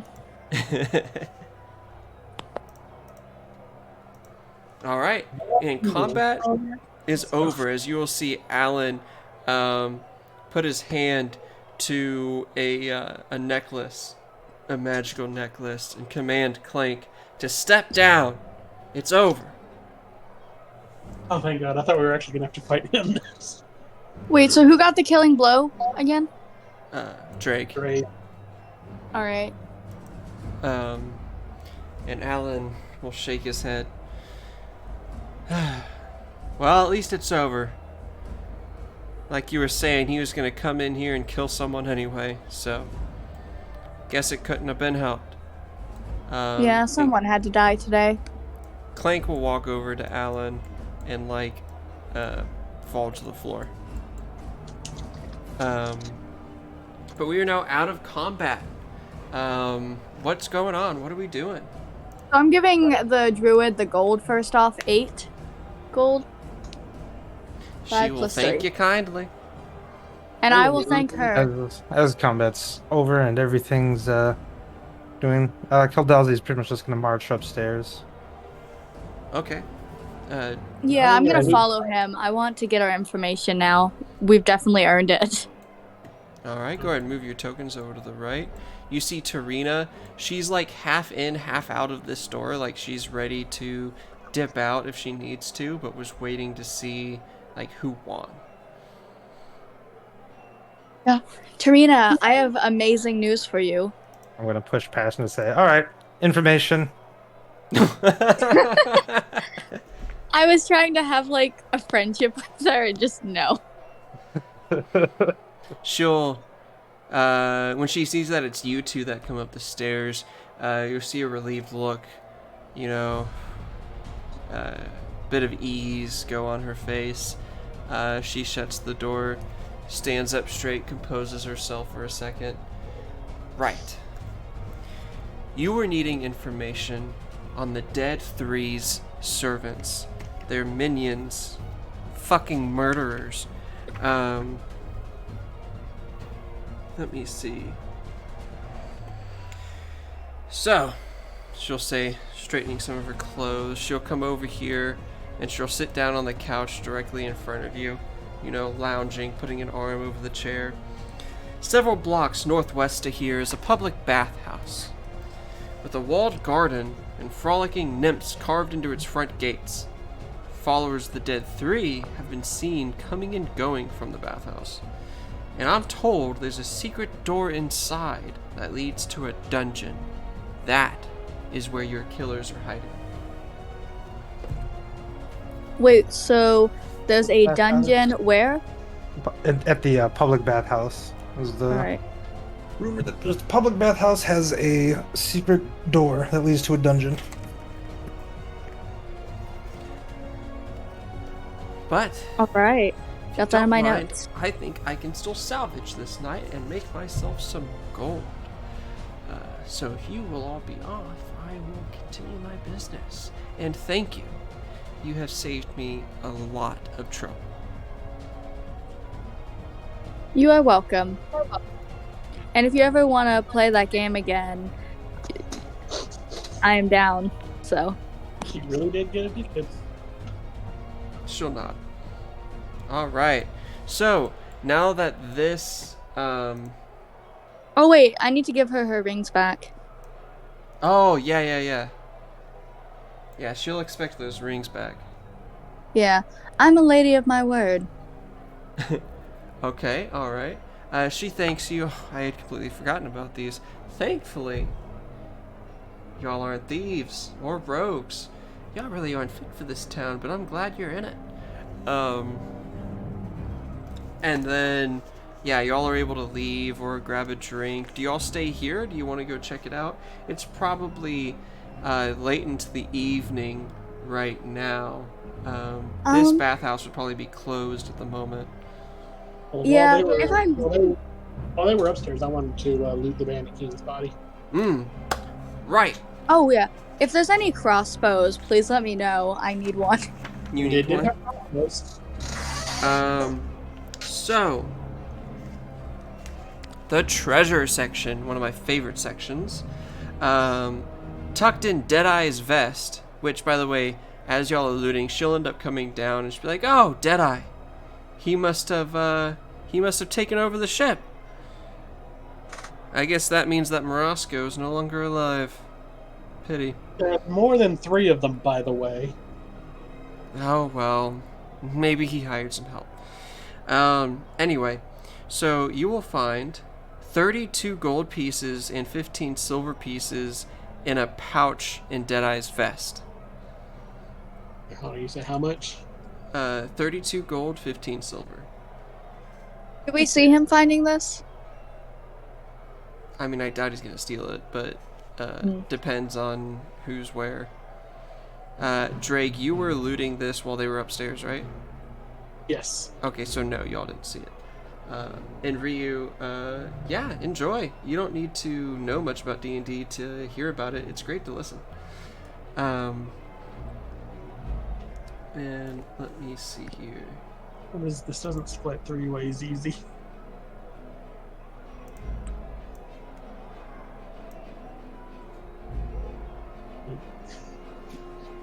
Turns out my alert box was at the bottom of the priority, so that there you go. to see. That's funny. Follows, but thanks for everyone who did. All right. He also is wearing 2 gold necklaces, each worth 25 gold pieces. And you're writing these down, right? Yes. All right. Let me know when you're ready for the next. 25 apiece. Yep. So 50 gold in necklaces.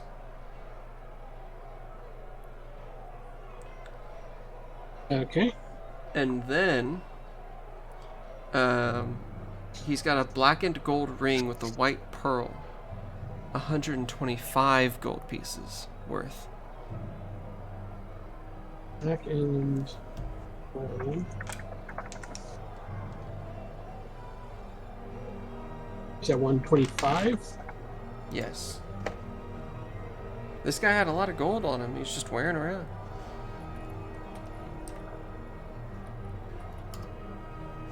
Okay, next. And then by that point, the others will come down while you're looting the other bandits. And y'all will see pulling up 28 silvers worth, which is basically 2 gold, 8 silver, from the various bandits.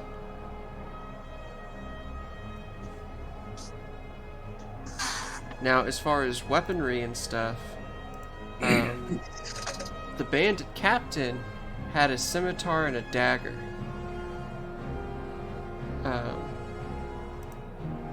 The bandits themselves, 2 of them had light crossbows. Can I take one of those?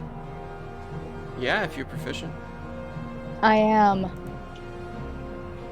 It's crazy that druids are proficient in crossbows. Yeah, it's a simple weapon. The light ones are. That's why. Oh. Okay. If it wasn't light, it wouldn't be. How do I add a weapon?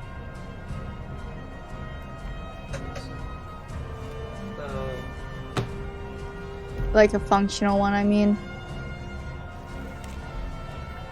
In Roll20, Yeah.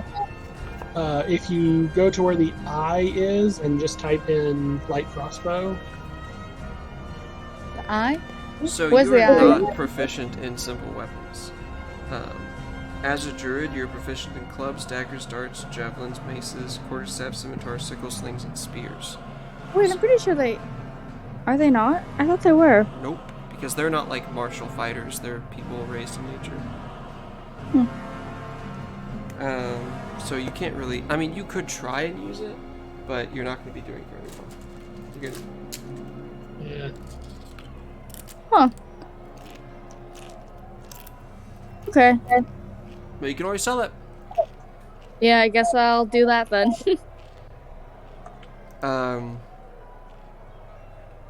Alright. And then,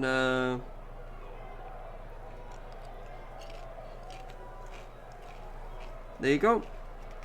Y'all are all set, and at this point, ready to level to 2. Hey. Yay. Wait 1 second. What kind of armor did the captain have? Studded leather. And it has that?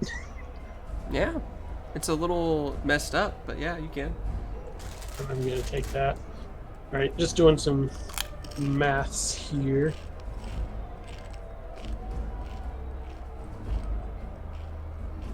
Alright, so it was 32 gold, 15 silver, and then 28 silver. So first we'll do the gold. So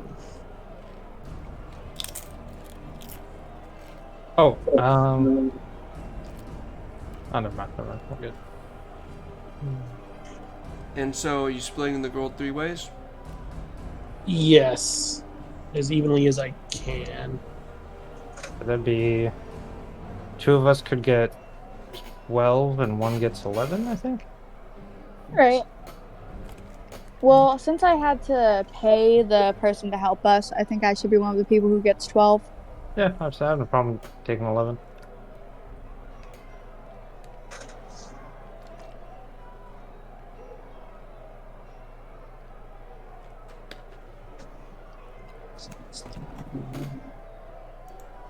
Can I just take both light crossbows and sell those?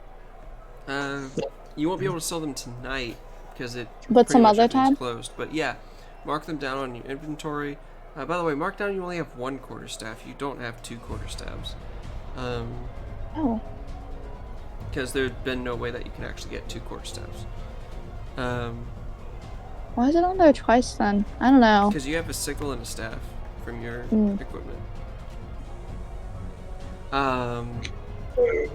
Adding up all the gold together plus 10 silver of each, that leaves us with 12 gold. So everyone can get 12 gold. Then we'll be left over with a little bit of silver.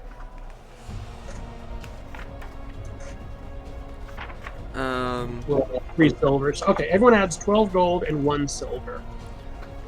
Oh, Alright. and guys, so how I do leveling is you can choose one or the other each time, but you can't go back on it on that level. So you can either take the average or roll, but you can't like go back between the two Alright. for hit points. How do I edit, like, my character sheet now? Yeah, let me go ahead and I'm gonna bring y'all back to the city map. I'm gonna zoom out because it's nice. Nice little city map. So for Emmeline Bloom, you just type in stuff, basically. At level 2, you get your wild shape finally, and your druid circle. So that'll be fun.